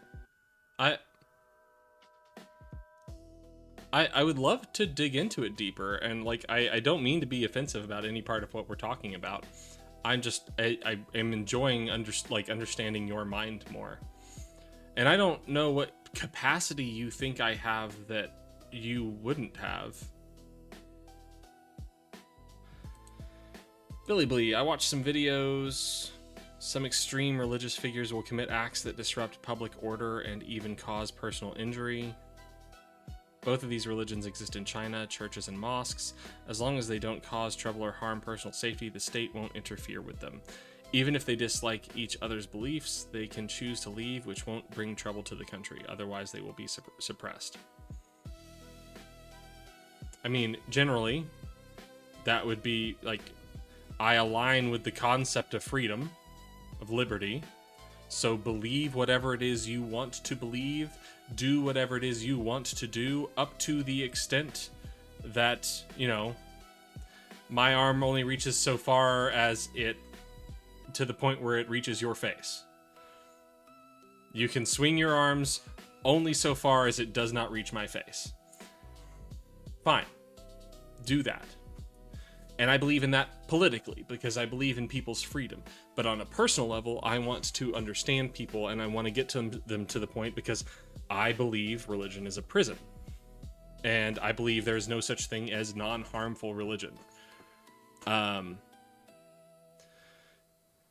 Because the problem with religion, and I would differentiate religion from some other, like, what was recently described to me as a practitioner of such an idea, the more woo-woo things in the world.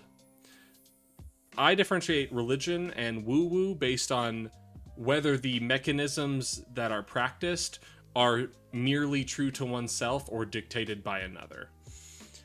If you believe that there are similarities between Capricorns that are far-reaching and make a big difference in the world, as long as you are seeing those and those make sense to you and they help you categorize life, go for it.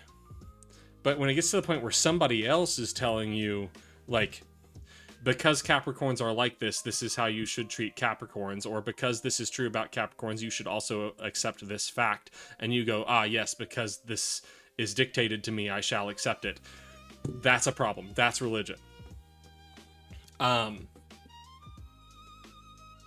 problem with religion is, at a minimum, it trains you to accept things without evidence.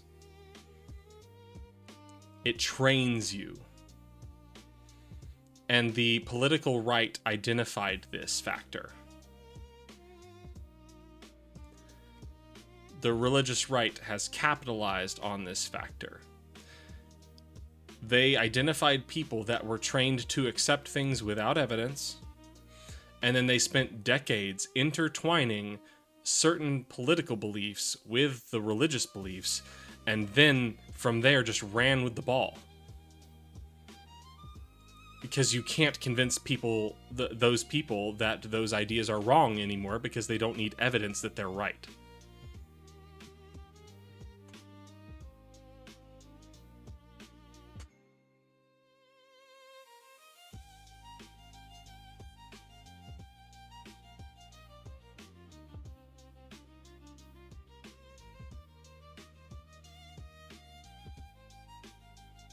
This was my big concern when my friend who was not religious, he married into a Catholic family, and then he was toying with the idea of raising his son Catholic.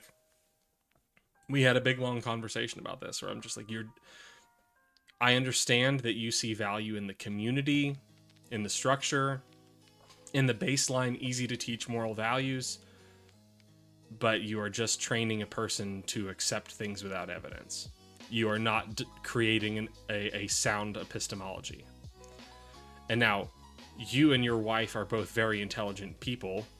You have made great successes of yourselves. So it's entirely possible that you can carefully navigate this, and that doesn't have to be detrimental to your kid, but it definitely doesn't benefit your kid from that perspective. Yeah.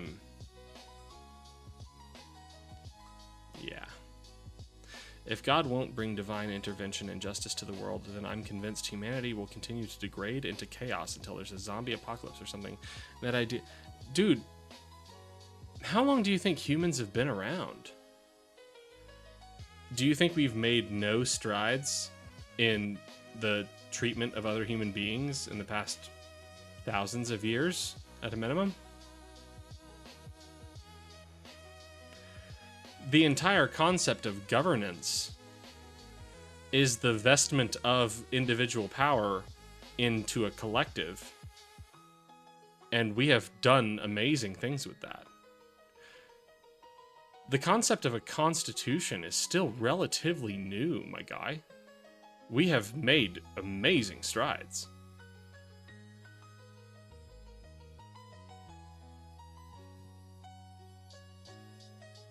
The Automod did not like the word arouse.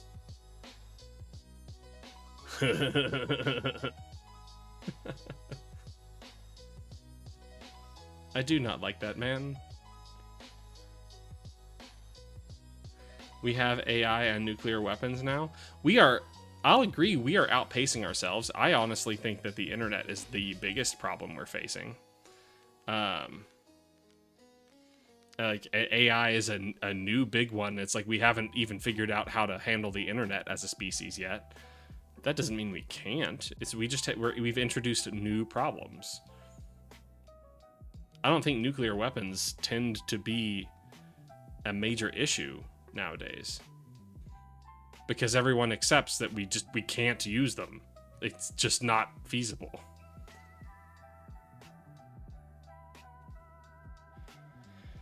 Well, the name is a great start, Peenstream.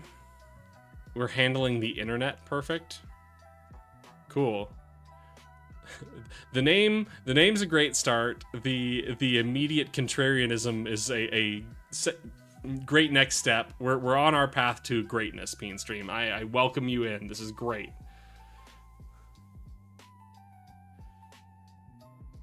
Contrarianism without support.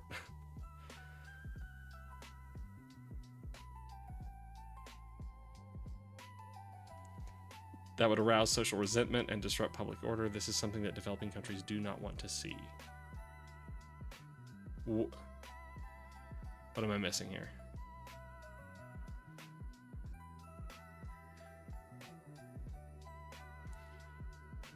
Justice and social services would arouse social resentment? Or the movie Beckett would arouse social resentment?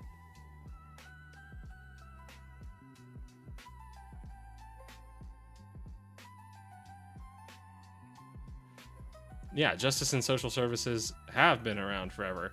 What hasn't been around forever, I guess, would be like systematizing those things. I mean, I don't know how either answer, Maddie, answers the question. I don't know. Okay.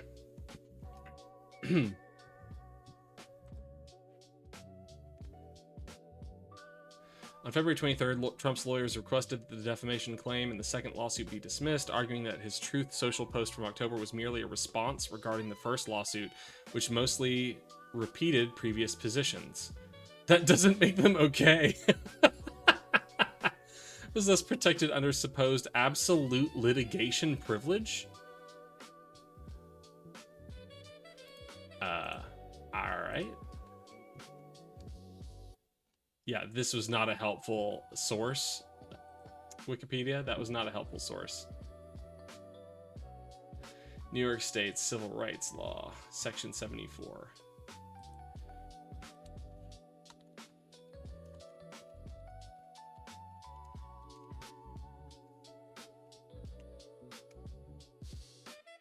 Excuse me a moment. Woo. All better.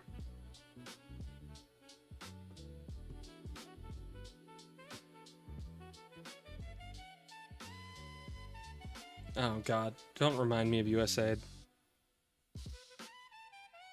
Secular God rest its soul.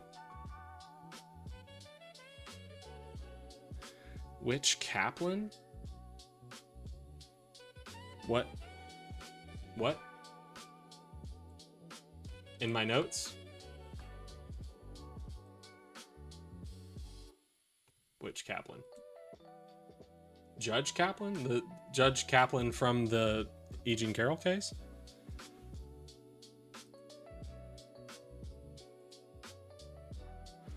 Civil action cannot be maintained against any person, firm, or corporation for the publication of a fair and true report of any judicial proceeding, legislative proceeding, or other official proceeding, or for any heading of the report which is a fair and true head note.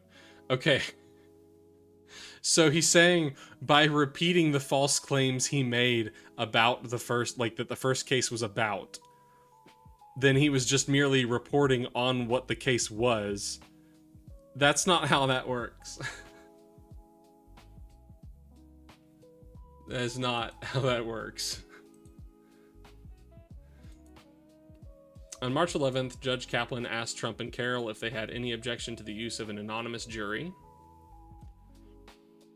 On March 23rd, Kaplan ruled that the jury would be anonymous for the trial. He cited Trump's incendiary rhetoric against perceived enemies, including officials, ahead of his criminal indictment in New York related to hush money payments to Stormy Daniels. On April 10th, Kaplan ruled that the jury would be anonymous even to the lawyers involved in the case, citing threats by Trump supporters against Judge Juan Merchan, who was overseeing the New York criminal investigation of the Trump Organization. On April 14th, Kaplan upheld his ruling for an anonymous jury and denied a request from Trump's team for information about its members on the basis of possible bias after they cited negative online comments made about him on Carroll's June 2019 New York article. Okay, so oftentimes in these debates, I see a lot of commentary on the jury selection process. So far, this is saying that this was an anonymous jury, so maybe this changes?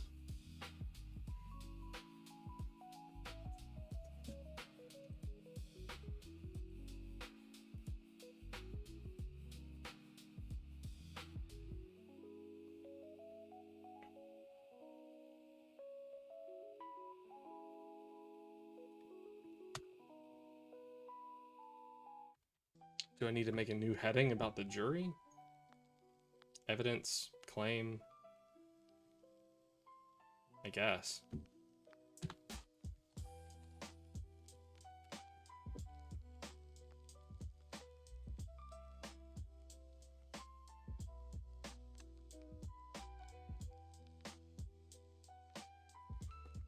What are my predictions so far on the allegations?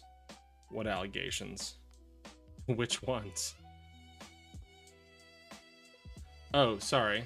What part are we talking about?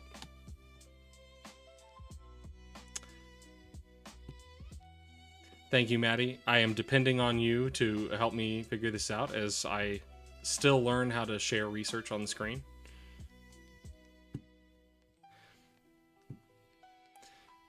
Can I... How do I do this?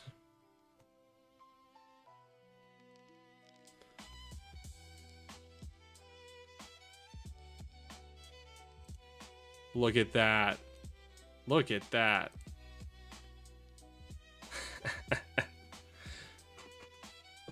Maddie, you didn't ask for it, and I'm forcing it upon you without asking your if it's okay with you.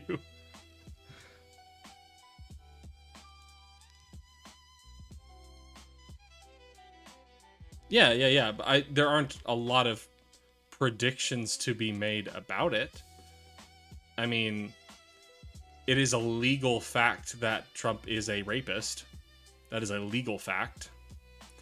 Gandalf the Third, how are you? I'm doing well. How are you?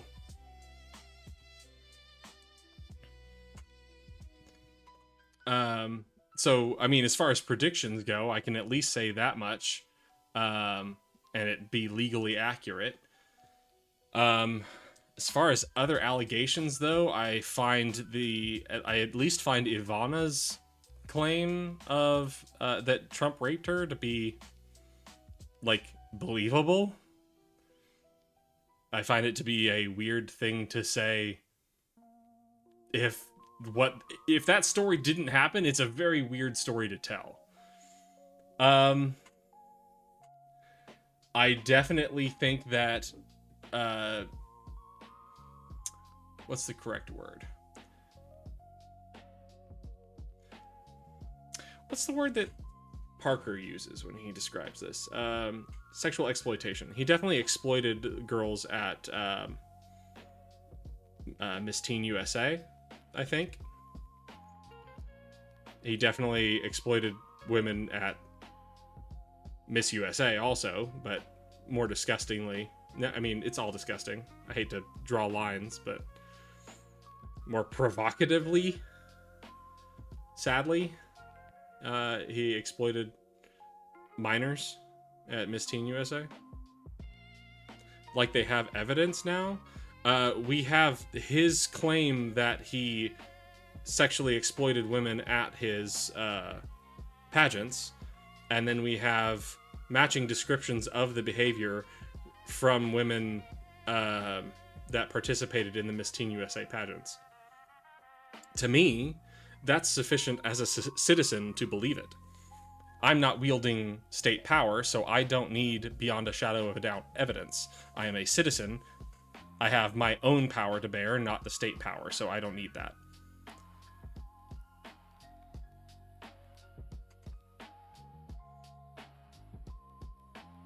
I mean, he also claimed to grab women by the pussy without their consent. It's well known that he would play favorites based on his biases of different countries and would have winner chosen from them. He could even be manipulated to change his views on the countries and contestants. This month, my country's government has ordered people to go in mosques to pray for rain and has started a new wave of citizenship revocations. Wow. Gandalf, where are you from? If you don't mind me asking. And when you, Peenstream, when you ask if they have evidence now, I hope you don't mean for the E. Jean Carroll case, because that literally went to trial. The evidence was presented to a jury. The jury, as the finders of fact, had sufficient evidence to make a determination on each of the elements of the claim and to find against Donald Trump, find that he had indeed sexually assaulted this woman in such a way that the judge found it to not be defamatory to say that he raped someone.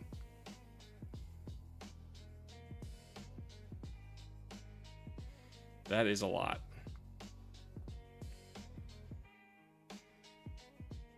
I'm sorry to hear about the impact of religion on your and other people's lives. If you've ever said I like him because he's a straight talker, you're dumb as shit. That's very true. Yeah, it's funny, Peenstream, that those people don't tend to like evidence provided to them. Are you talking about in the E. Jean Carroll case? Because I am compiling a list of the evidence in this... where are we going? Where are we going? Compiling a list of the evidence that we are going through in the covering the E. Jean Carroll cases. So she has two friends that... whoa. Two friends that she repeated the story to around the time that it occurred. There was also evidence provided about pattern of behavior to demonstrate that this is something that he has claimed to do, that he then supposedly did. It was alleged to have done. There was testimony from two Bergdorf Goodman employees. I haven't figured out what that testimony was on yet. I also know that I believe she got the notes from her therapist from around the time that it occurred, and that she had covered that material in her therapy for some considerable amount of time.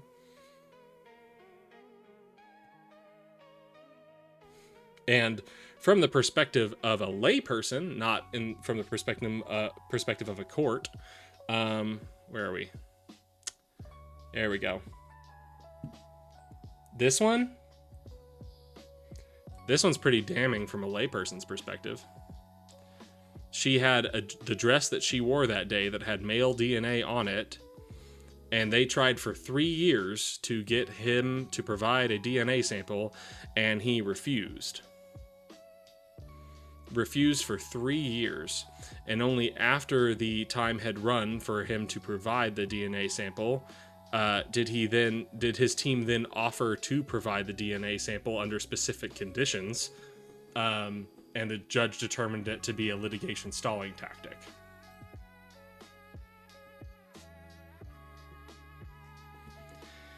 Yeah, the yacht story, at least, Gandalf, is very disturbing. I'm sure it's not very likely to be true, but reading the yacht story really fucked me up a little bit.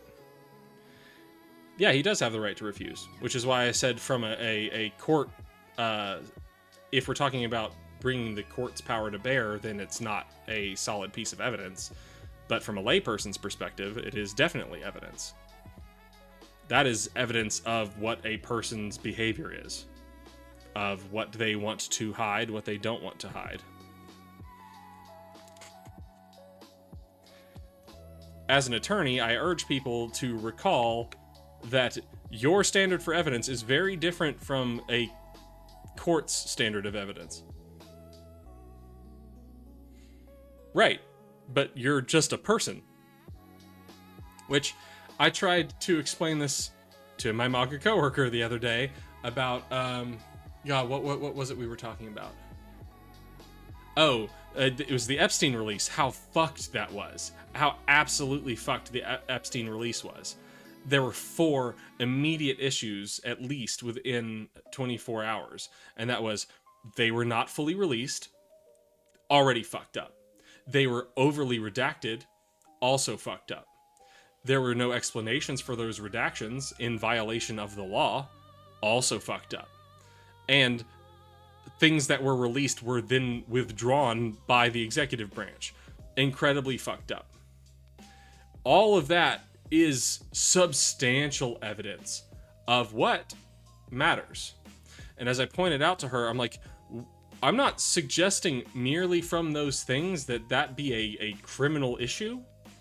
The problem is you need to decide when you, as an employer of the president, want to make an employment decision to get rid of them. This is an unforgivable act when it comes to an employment decision. And she pushed back on what is unforgivable. I'm like, if you have an employee who is the sole holder of information on what happened to the $1 million from your company that just disappeared, and they're just not willing to give that information to you, you may not have enough information to claim that they are the person who stole that $1 million, but you are not going to keep them on anymore. You are not going to continue to employ that person to safeguard your money as a company. These are different standards of evidence.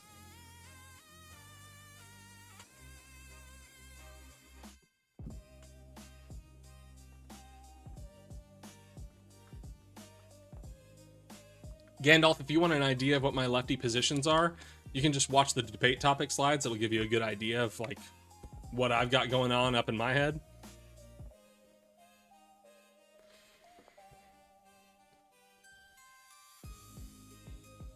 There were bad redactions that could be, oh my god, the bad redactions.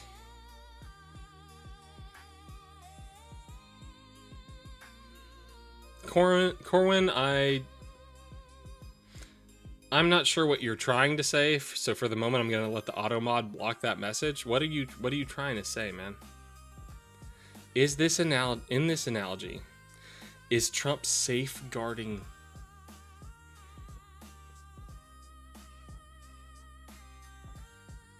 Oh, okay, I see what you're saying. No, Trump would be safeguarding the information about who did terrible things.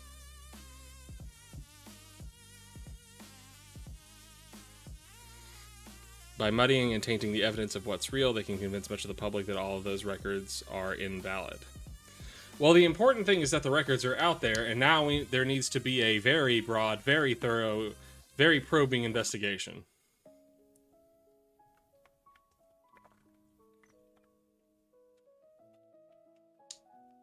I still think that Nasser letter is bullshit. It's too weird. It doesn't make sense.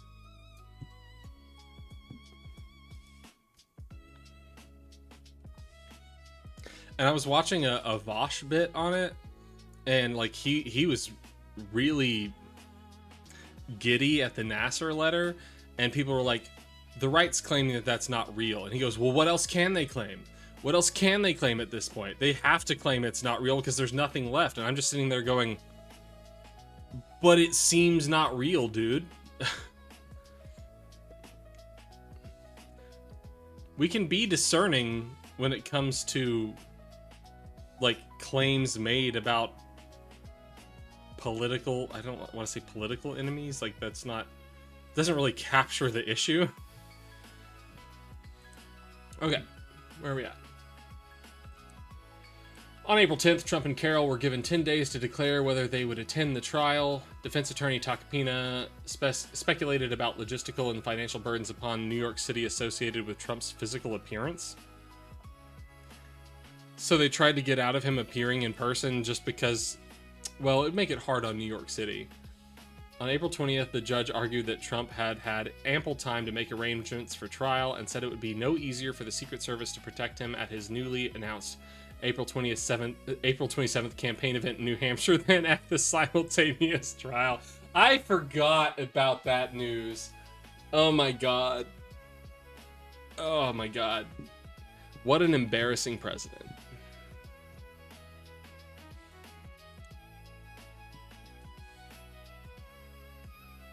I'm just gonna copy paste that and throw it down into the section on Trump claims.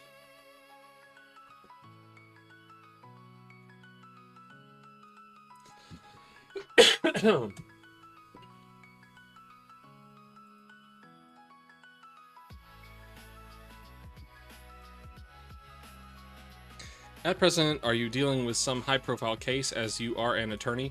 I'm not a litigation attorney. I hope someday soon to go back to litigation. I have a 2-0 record. Woo! But I'm not currently in litigation, so I have no high-profile cases. I do suppose I could say that I have a high-profile project.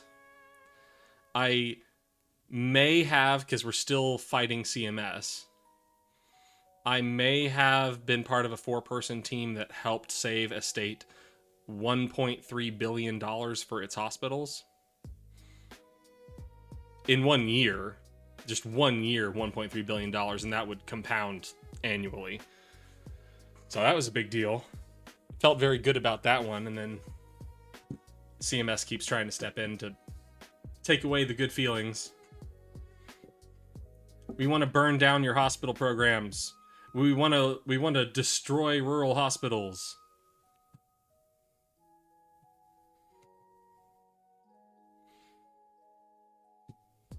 Man, Republicans hate rural hospitals.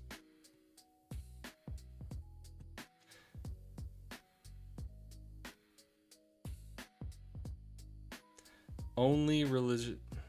What? Let's throw this up in... I'm gonna hide this real quick before I go opening the link. Only religion which is always involuntary, oppressive, and violent and should be eradicated from the earth forever. That is not English. Government. The most dangerous religion in the world. Sacred symbols, common prayer, temples, human sacrifice, mystic rituals, and worship. Okay, I'll throw this back up, I guess.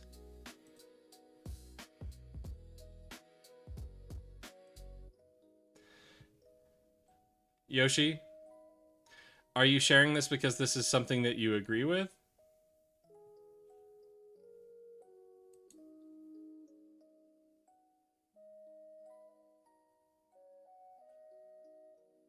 Because I immediately have concerns with the thoughts presented in this. Okay, Yoshi. Yoshi, what is religion?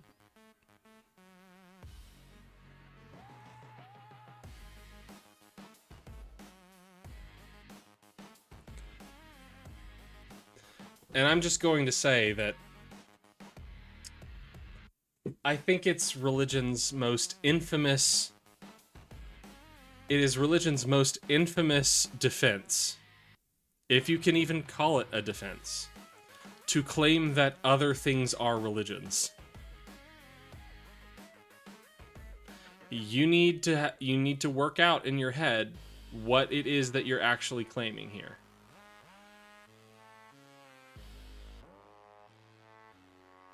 Also, this one is a problem and shouldn't be valid under our legal system.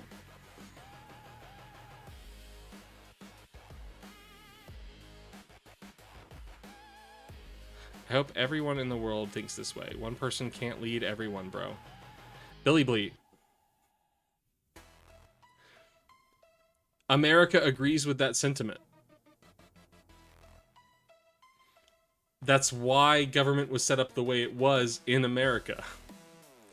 Depending on the religion, most seem to have improved overall morals. That's hard to argue with. It's not hard to argue with at all. Wow, anti-paganism in 2025 is crazy. Anti-paganism. Almost none of those are accurate. I would say belief in a higher power. It depends on what you mean by a higher power. I can believe in the higher power that is collective power of individuals. That is higher than me, for sure. Problem is it also exists, demonstrably.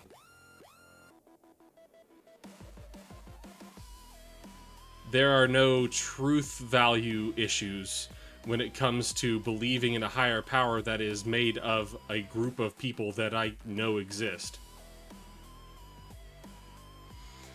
Science explain. Wow, what is with the flood of sudden new people? What's going on here? Science explains reality to a point, but past that, it's a religion also. We can explain like 1% of our universe, but we think science explains enough for us to believe it's correct.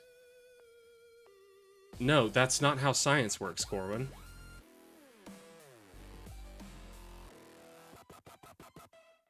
If you understand science correctly, then you're not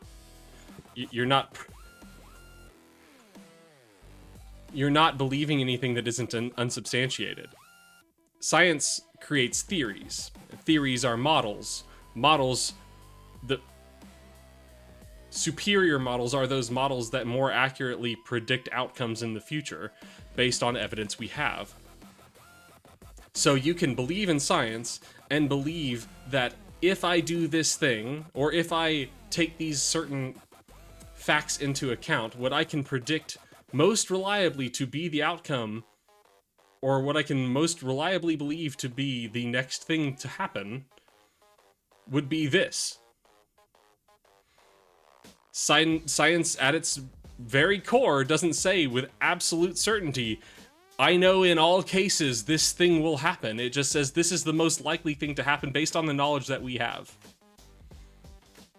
You cannot prove a hypothesis, you can only fail to reject it.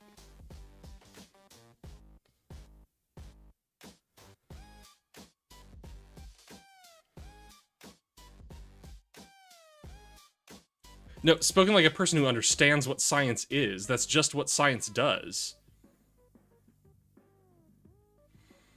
If you if you claim science does something else, then you're just making a claim about a thing that doesn't exist. Science doesn't do anything beyond that.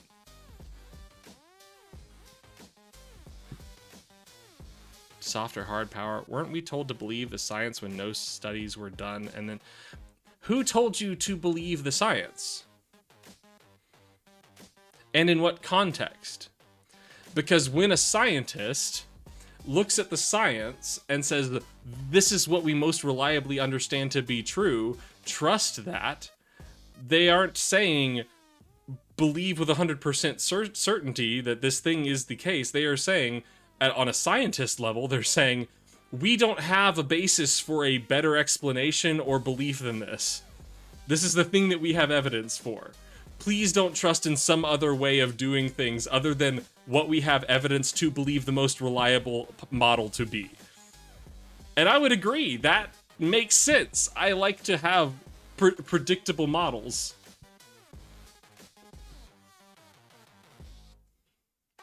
I wouldn't even call it a philosophy necessarily, it is a mere epistemology.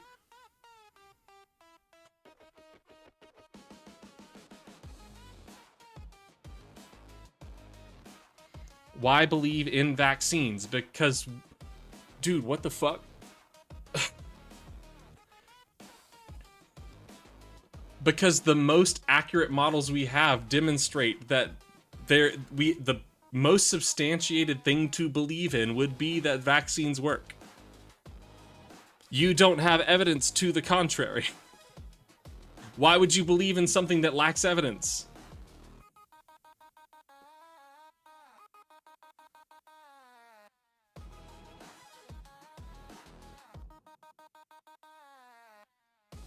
Ooh, Liberty Twitcher. Do you want to come up to the voice chat? I would love to talk about this, because it seems like you're conflating different ideas.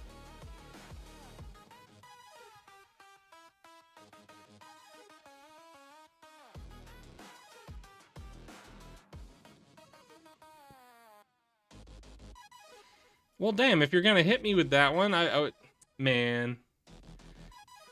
Because when you say that men can be women, I think that most people who believe in transgender rights would believe, no, men can't be women. But they would be saying something very different than what you're saying, and I think you're either uninformed or you are being dishonest in the way that you frame that. Dishonest, uninformed.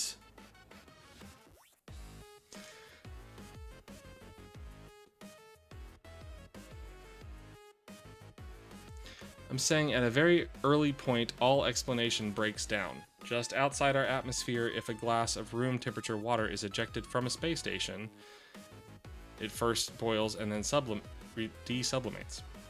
It goes from a concentrated body of water to a collection of ice shards moving apart. And Corwin, when science gets to the point where it can't explain anything, it doesn't make an assertion.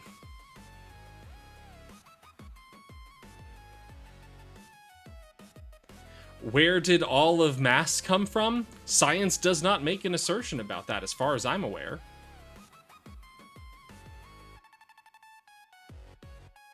We can trace it back to the Big Bang, but beyond that, who knows?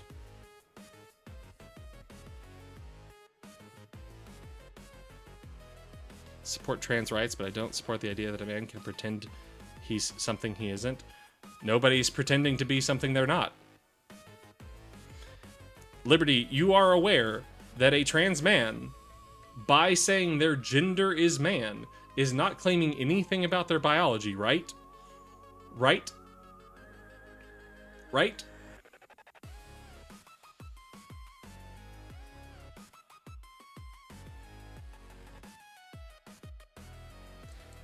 Liberty Twitcher, can you point me to the science that says they are healthy at any weight? Can you point me to that science?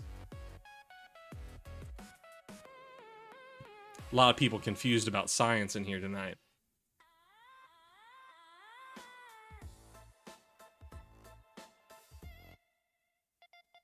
Yoshi Airhead, did you bring in a bunch of these people that are opposed to science? Is that what happened? Also, Liberty Twitcher, if you're going to claim that people who support the transgender ideology, if you're saying they're against science, dude, you are against science. The science does not support you here. You are making claims about science that science doesn't support. Science is very much on the side of people being genders that don't align with their sex.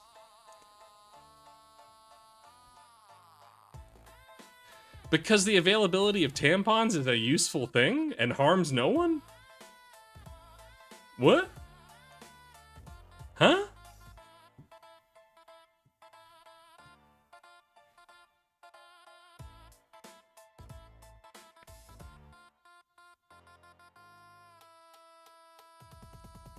Oh my god, I have to catch up with chat.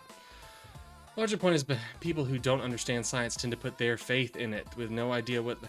Look, I would rather people have faith in a thing that is premised by the people who understand it on evidence and not on faith than people put their faith on something that is not premised on evidence anywhere in the process. Sure, I understand some people don't understand how it works and put their faith in it anyway. Thank God for that, I guess. Thanks, secular God. You don't understand what trans rights is supposed to mean. That people should be able to do what they want with their bodies and with their minds, so long as it is advisable by people who are experts in that field, so that they can pursue a life that is most prosperous to them. So my nephew goes from science class to the restroom to encounter tampons. Oh no! Whatever will he do? Yeah, I don't understand the harm in this. I'm in favor of science, but only real science, not the fake science. And who gets to decide that? Is it the scientists? Do the scientists get to figure out what's real science and what's not real science? Or is that just you, the non-scientist, figuring out how science works?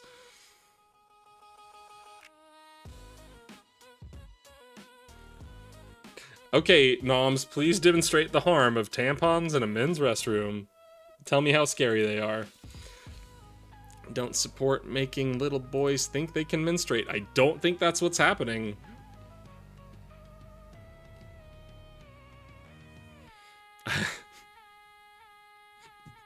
What?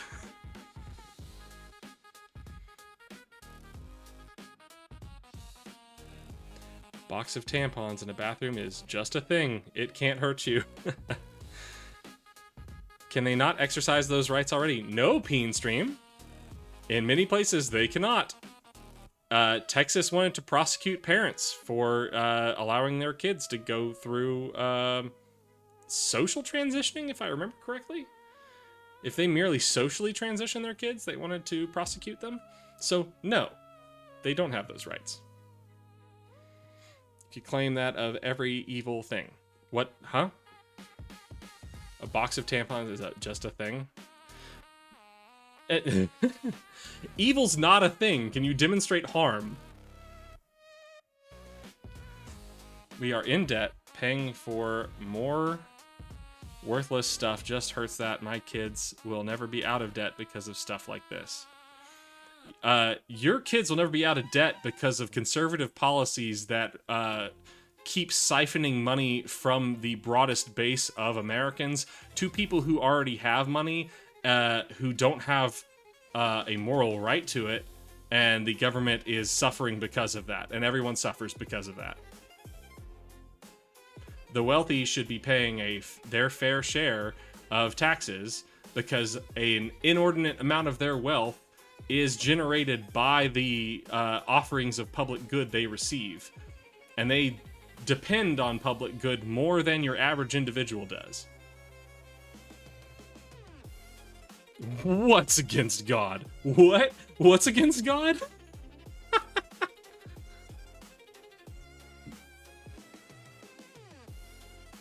That's kids. What about adults?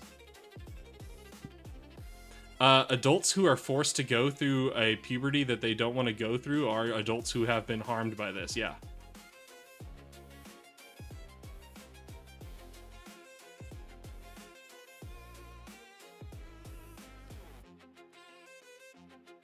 Yeah, the right wing is economically fucking everybody over forever.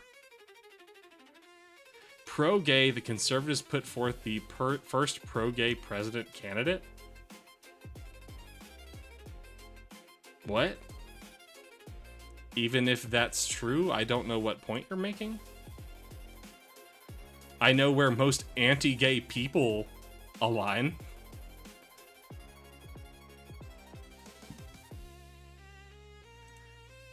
I have not heard songs from Immortal Technique. Black Bear. I'm just waiting for society to collapse so all this shit can be done and I can treat my city like I'm in Tarkov. Bun. The far left is super anti-gay? What? How is the far left super anti-gay?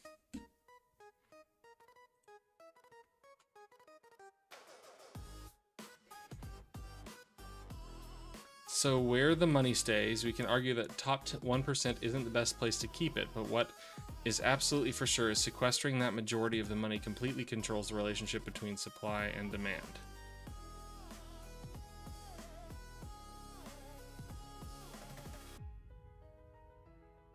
Okay.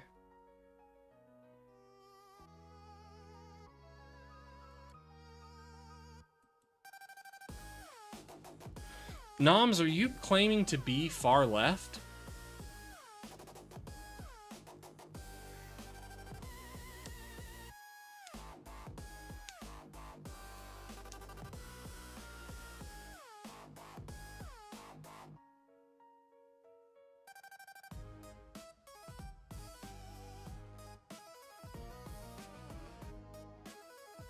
Do you as somebody on the far left, do you normally raise God in your political discussions? Because that seems really weird. Seems like a completely counter leftist take.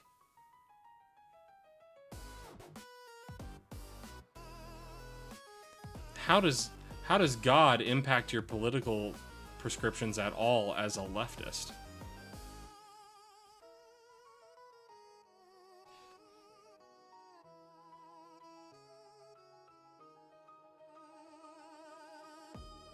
Because it sounds like my assumption would be that you don't believe in pluralism at that point. Yes, like Peenstream, the founders were profoundly religious people, but they also believed that religion should not be part of the functioning of government at all. They believed that government should be entirely secular. They believed it was the duty of society to be godly. They believed society should be moral. That was not the duty of government.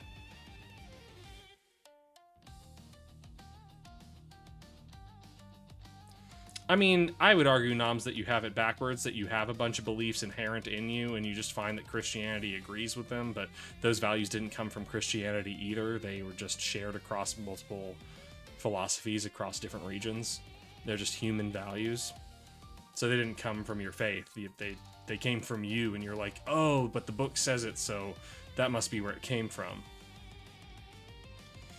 So you agree that some system of economic control keeps our whole system working? We can't just spread money around because everyone would want a Porsche?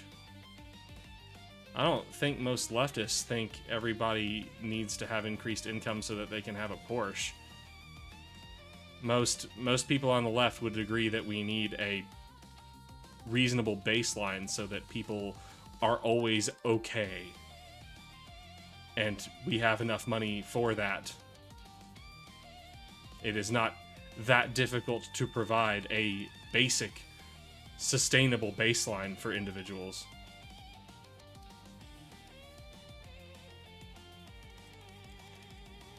Most people don't save money because most people don't have money to save.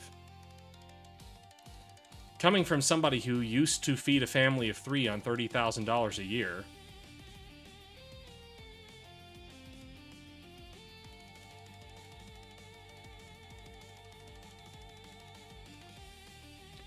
Alright, Noms, I'm at least curious. Where does your belief that it is wrong to kill another human being come from? I assume that you have at least some version of that belief.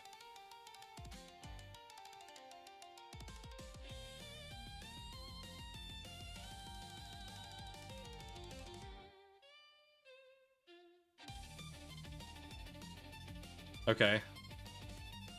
Do you believe it's wrong to cause another human being pain for your own enjoyment?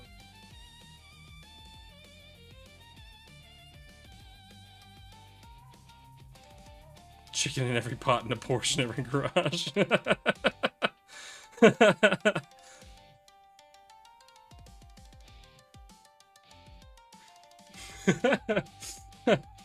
All right, guys, I can't last much longer. I'm gonna have to go to bed soon. Get your best points out there.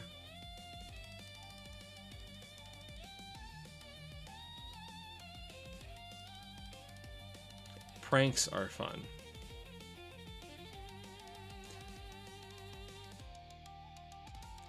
Do you equate the words pain and suffering?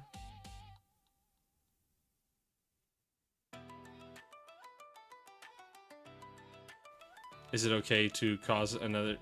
No. Hold on. Pranks are not entirely for your own enjoyment.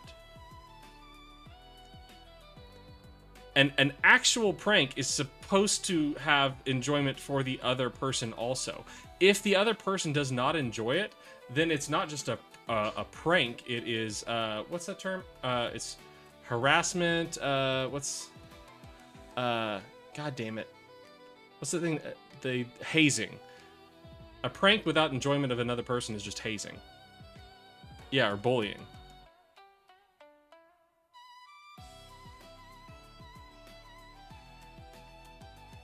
If you're the only one enjoying it, it's not a prank.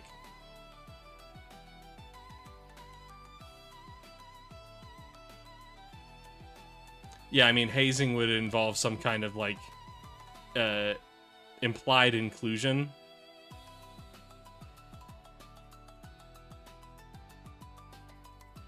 Hard disagree?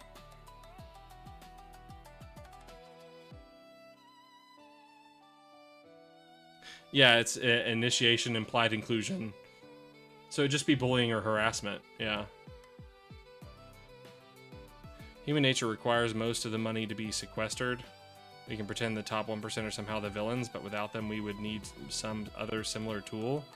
The average person wants shoes. Wait, dude, what the fuck are you talking about? With government, we are accumulating collective power. So I would rather the collective power of the group decide what to do with the sequestered money, not individuals who can do whatever the fuck they want with it whenever they want to, and they can decide how they want to abuse the people that don't have it. No, that's stupid. That's just dumb. I would rather the government have more right to that than the 1%. Because the 1% don't have any moral right to that money at all. They didn't earn it.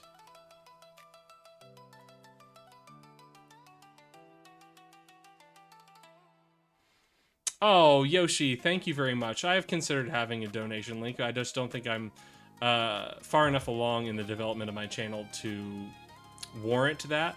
At some point, like when I have enough steam going, I would like to put a donation link up and be like, if you want to support this, like this project doing more, engaging people more, down the line, I would love to have events where I just go out to small Texas towns and just have an open dialogue with random people.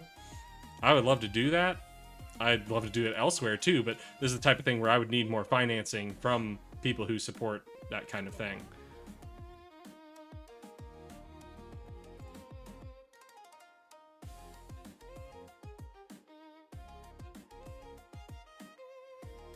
Hey, I would love to be leftist Steven Crowder. Change my mind. I am capable of changing it.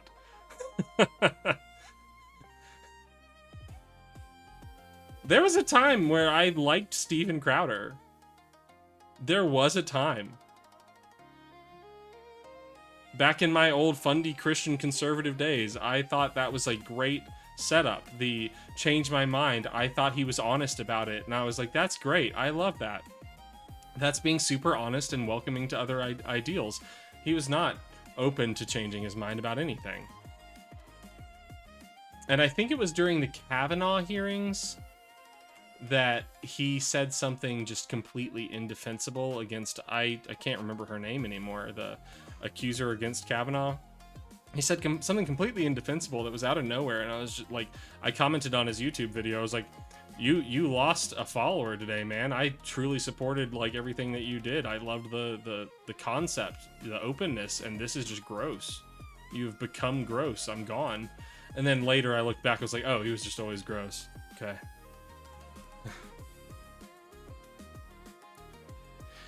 Peenstream, I'm sure the 1% have things to say about earning the money. Problem is they don't like to acknowledge the involvement of other people and infrastructure in the development of their money, how little that they have actually contributed to the actual development of that money, how much they rely on the systems that have been set up and are carefully managed and regulated to continue to generate that money, how much they rely on the security that America provides them to keep generating that money, and just the permissiveness we give for a lot of those companies with how monopolistic they are, that they continue to be allowed to make that money at everyone else's expense. The group deciding is a good idea. We tried it. So here's what happens. The government is forced to prove to the people it has the power to force policy, and this is a slippery slope leading to the consolidation of power. In fact, no communist system has yet to avoid falling to corruption. In fact, there has never been a communist system. The closest thing you have ever seen is the advent of the communist vanguard party, and this is why I will always shut down, like I will always reject any formulation of communism. I'll always reject any formulation of communism, but I'll absolutely reject any formulation of communism that requires a vanguard party, because that's just a joke. If you just hand over power and trust that a vanguard party will lead you to communism, it's not going to happen. It's not. You can't trust people to willingly surrender power.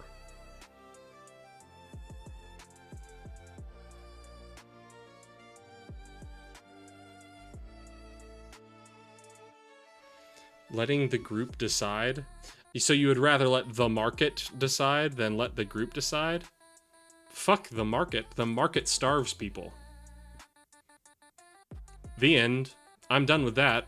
Next. Back to the group then. I guess that's the best place to start.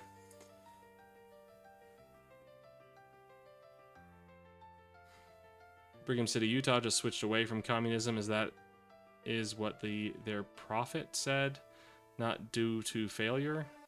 Oh, I forgot prosperity theology. Oh god, prosperity theology. Mark Zuckerberg hosting a lecture about carbon emissions and saving the environment days after buying a mega yacht was gold. God, I hate capitalism, guys. Corruption has always existed, and corruption will always exist because we have, as a species, we have a tendency to externalize the concept of security. So we invest our idea of security in other things. In most cases, that is money. Money is security to us. And so when you have somebody with a bunch of security, if they have a bunch of money and they externalize security as money, then you say, we want you to have less money and to spread that with other people. All you're saying is, I want you to be less secure. That's the way our minds imagine it. That's how our animal brain processes that. And so, yeah, there will always be corruption because people will always want to accumulate money. Not every person, but there always will be people, because that animal instinct is there. Because they want to be secure even if that is at the cost of other members of the species. So yes, corruption will always exist, and that's why a vanguard party is a joke.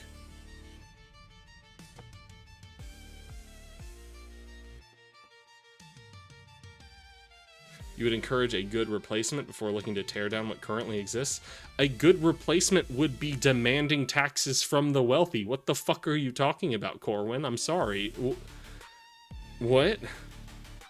At a minimum, tax the rich more. We have been more prosperous as a nation when we have demanded more wealth from the wealthy.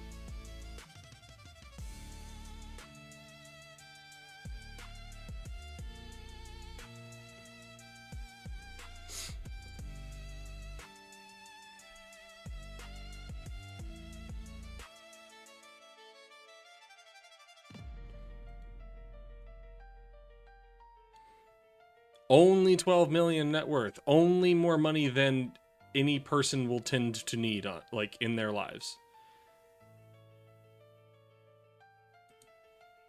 If you want to take it beyond 1%, then go to the 0.5%, the 0.1%. In general, you could just increase the, like, marginal tax rate. Holy shit.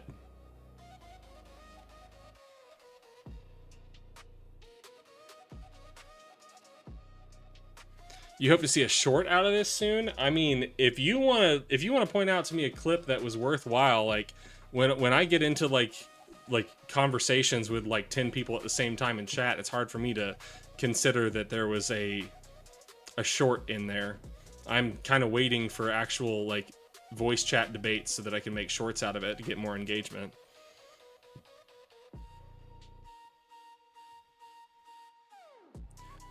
Peenstream.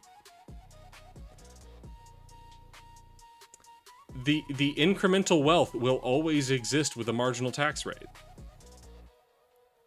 The more opportunity you have to generate wealth, the more wealth you will generate. It still continues to exist. You can still be more wealthy than the next guy. I don't understand that point at all. You don't need more than 12 million. That's a joke.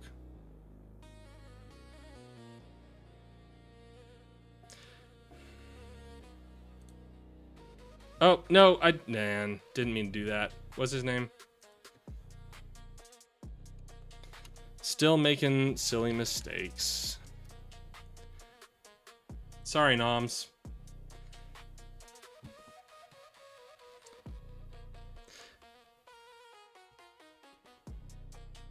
Meant to delete that comment. I don't like people referring to black people with just the color of their skin.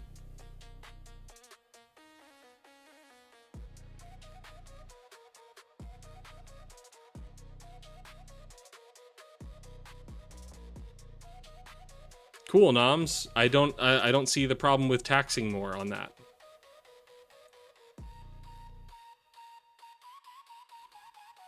You should be taxed more.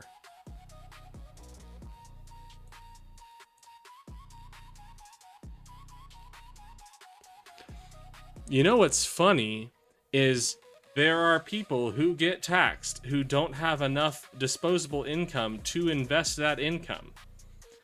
And then you get farther along and you have more money, more of that income can be invested. So that money then benefits more from the infrastructure provided by the government, by the people who don't have money enough to invest. So you are actually benefiting more from the system and not giving back a fair percentage.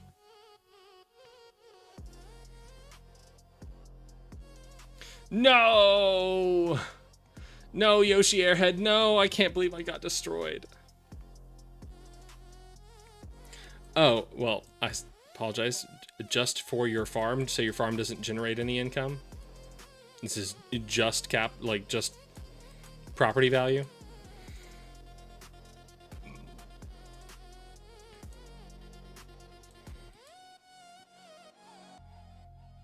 Well, I have less of a strong feeling about that, but I imagine that could probably benefit from being taxed more on the property tax level.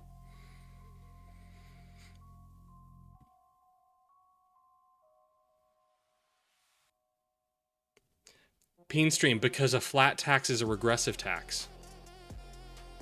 There's no such thing as a flat tax.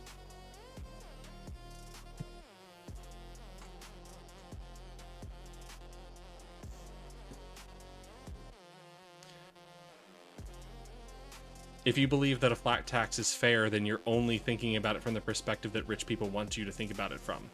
Because there are multiple ways to view the money that flows through people's hands. You are just seeing the inflow, and you're saying treating the inflow equally is what is fair. But what you're not seeing is the outflow of that money, and that looks incredibly different than the inflow. If you are taxing everyone a 25% tax rate, then you are taxing some people on the money they need for necessities that is not disposable income. If you tax wealthier people that same amount, then they are paying very little or none of the money that they need for necessities. So you've just created a different kind of inequality. One that favors people who get to spend more of their money just the way they want to. And you're just kind of gobbling down their framing of the issue.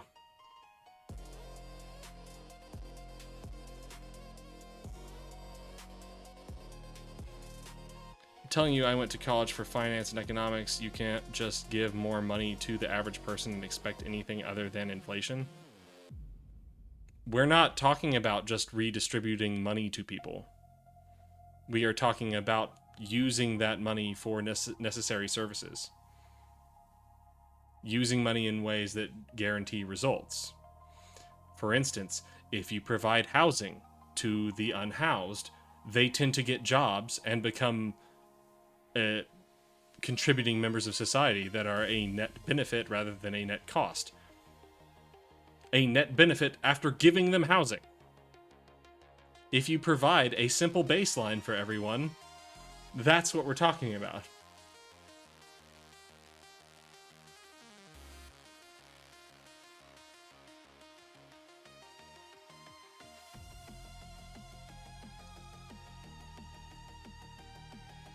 They will buy new shit today and wonder 2 years from now why their stuff is all of a sudden more expensive. I'm not following.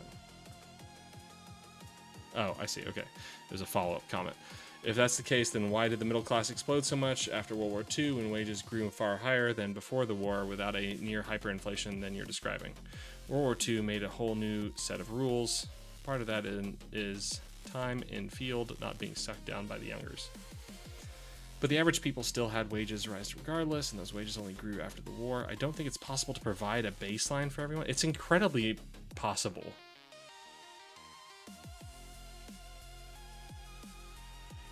Every time we look at like a study of like what would be necessary to provide a baseline, it is such a small fraction compared to what money we are throwing away by not taxing it or what we're spending on other programs. Like, the amount of money that we're spending unnecessarily removing people from the country, all of that could be spent on a baseline. That could generate so much. Could be financing SNAP instead of removing people from the country.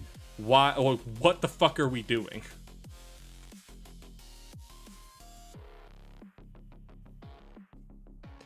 I know, Yoshi Airhead. Why don't they just buy a house? If only they just bought a house, they would solve the problem. Many jobs during the war had a wage cap. We are talking about multiple new technologies advancing the world at the same time. Nitrogen fixing for soil, rebar concrete for roads and skyscrapers, antibiotics for safe international travel. The planet moved forward. Should have seen the technology jumps during the Industrial Revolution with wages not growing either. I'm just going to switch over to me. Gonna sign out soon. I appreciate everybody for all of the engagement that we've had tonight. There has been great stimulating conversation. I really love having everybody here. And I hope you can tell from the time that you've spent here, this is a positive, welcoming environment. Doesn't matter what your political position is. We can talk about stuff here. Sometimes I will get a little exasperated. I did catch myself a couple times being like, what the fuck? I'm sorry. I like, if you want to catch me doing that, you are welcome to point it out when I do that, and I will try to recover. I want to talk honestly and openly about different people's different perspectives. Again, I always claim to know nothing. I just try to have a high degree of confidence in everything, because that's what science does. Surprise, that's what science does. Science doesn't claim to actually know stuff. It just claims to have a high degree of confidence. Isn't that fun? Science! Science, which supports trans rights.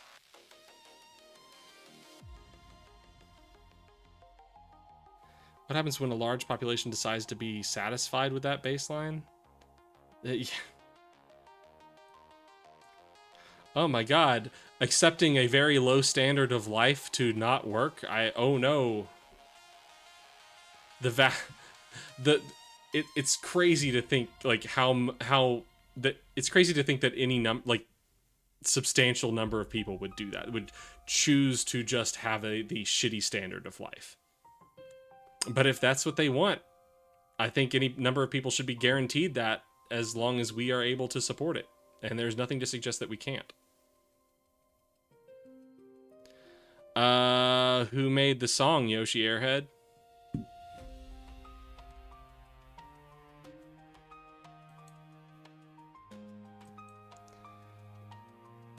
Well, that's a poor characterization of it, Peenstream. It's not people paying for people to do nothing. It's people paying for there to be a right to do nothing.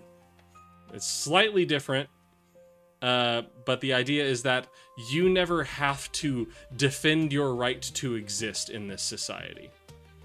You can always know that if things go the worst way possible for you, there will always be security of some kind or another, and that society is looking to you to have the opportunity and to take up that opportunity to be a contributing member of society.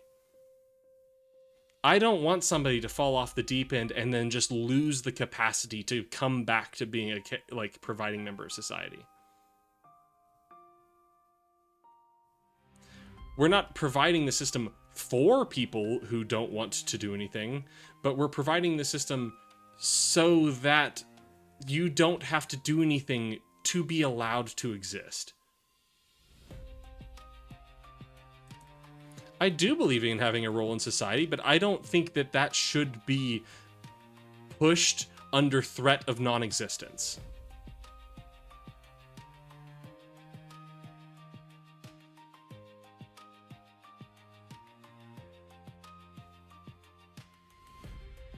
Being alive is your right to exist. That's not a right to exist if you can't eat. If you can't eat, you don't have a right to exist. You are fading out, and no one is protecting you from that.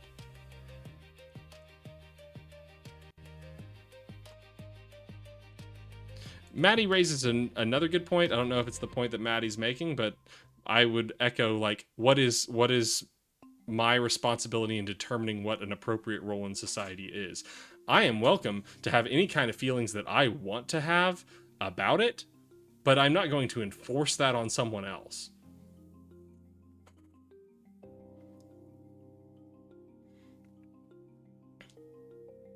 Yoshi Airhead, I'm not going to listen to a song made by a third party.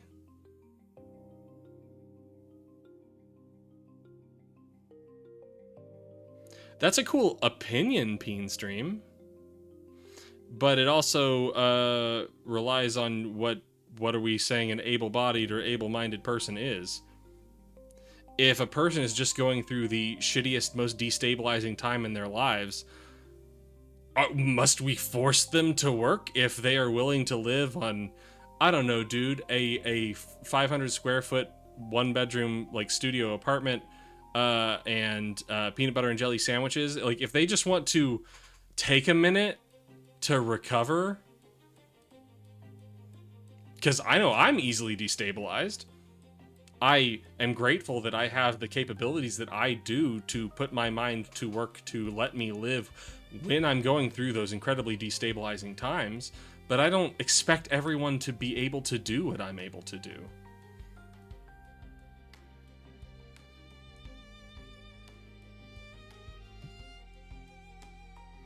Ooh, Maddie.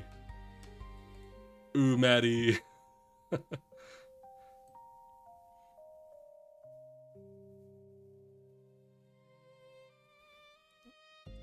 Hell, do day traders need to work?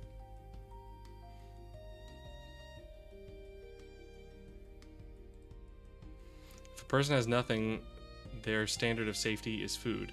If a person has food, their standard of safety is protection. If a person has protection, their standard of safety is healthcare.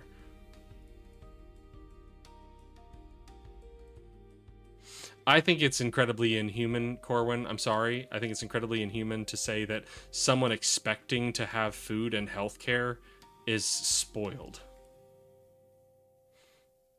Especially when we can have that healthcare, that same healthcare, if everyone pays less, we could get more healthcare.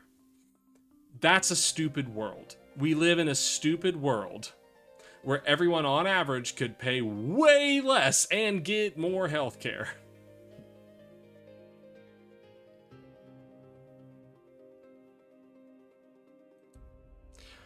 Peenstream, you would have to demonstrate that to me.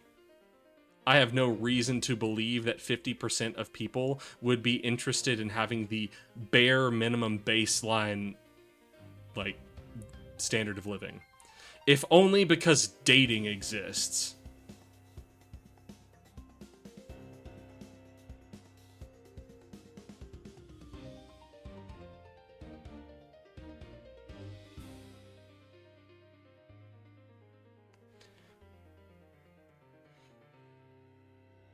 Yeah, like, Corwin, this is a very poor way to compare things.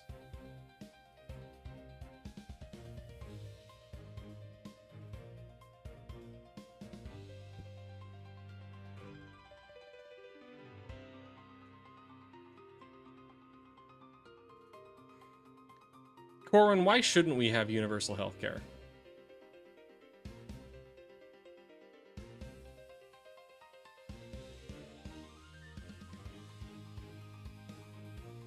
Why should wealthier people have better standards of living when it comes to the health of their bodies? What have they done to deserve that?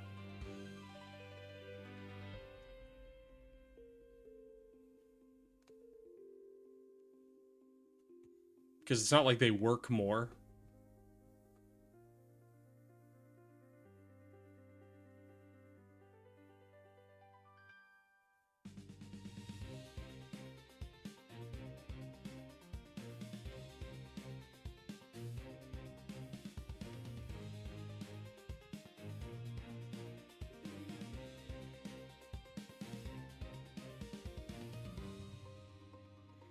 Peenstream, what?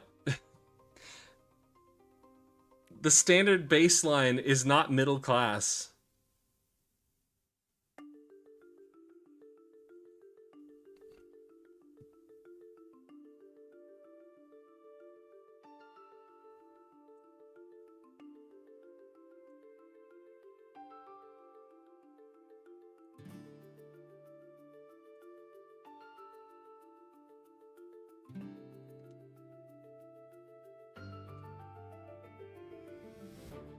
Well, Corwin, if we only started by eliminating the insurance industry and not changing what doctors are paid, that would already be better.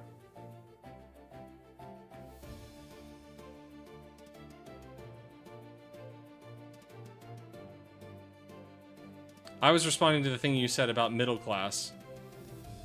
And I'm not sure what you're saying 28 to 29% being lower class has to do with having a baseline for if they were not working lower class. Yeah, I think you're creating a different standard to compare to.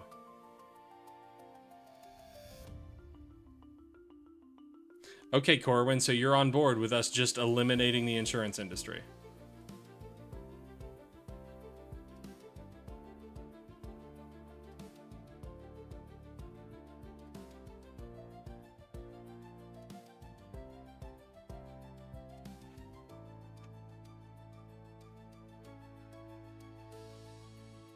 So Peenstream, are you saying if we provided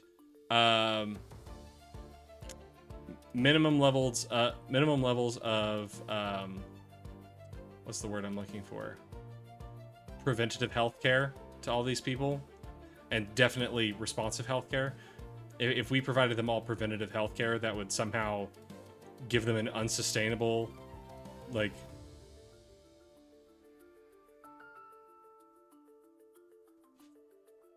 What's the word? Standard of living?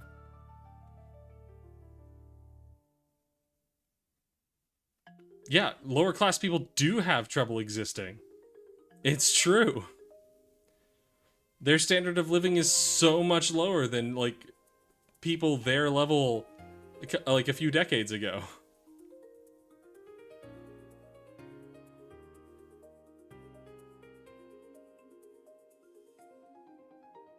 Don't provide them cars. Provide them public transit. Improve the public transit system.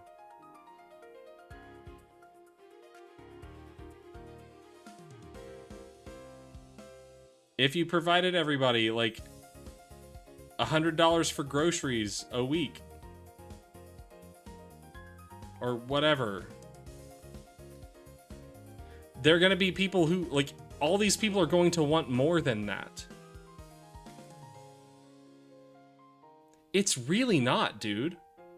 Just tax the wealthy more. They don't deserve that money. That money rightfully belongs to the public at large.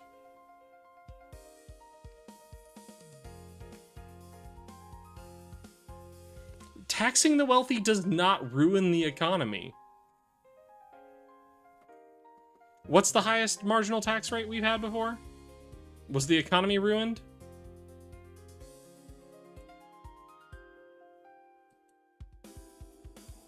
Yeah, it really shouldn't be.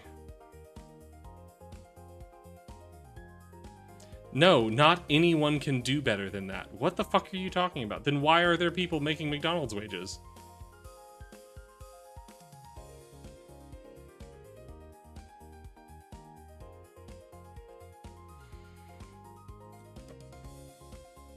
Okay, we're just spiraling. We're going in circles. It's 2:45. I need to sign off. Okay, I'm gonna do my usual sign off. We can pick up this conversation again tomorrow night. And Maddie can continue to dominate as always. Maddie, I don't know if I noticed. Did you see that I modded you?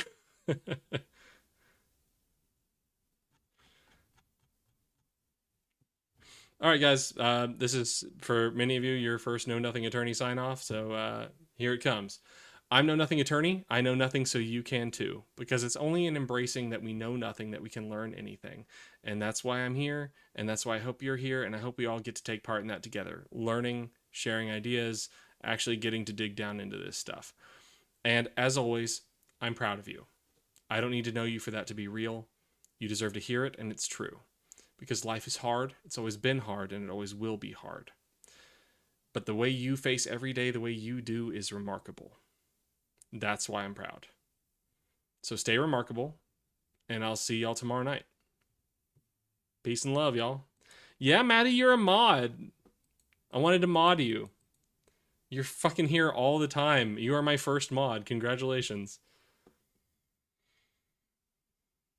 No, thanks. Thank you. That, like, you've given me somebody that I know is dependable and reliable and trustworthy.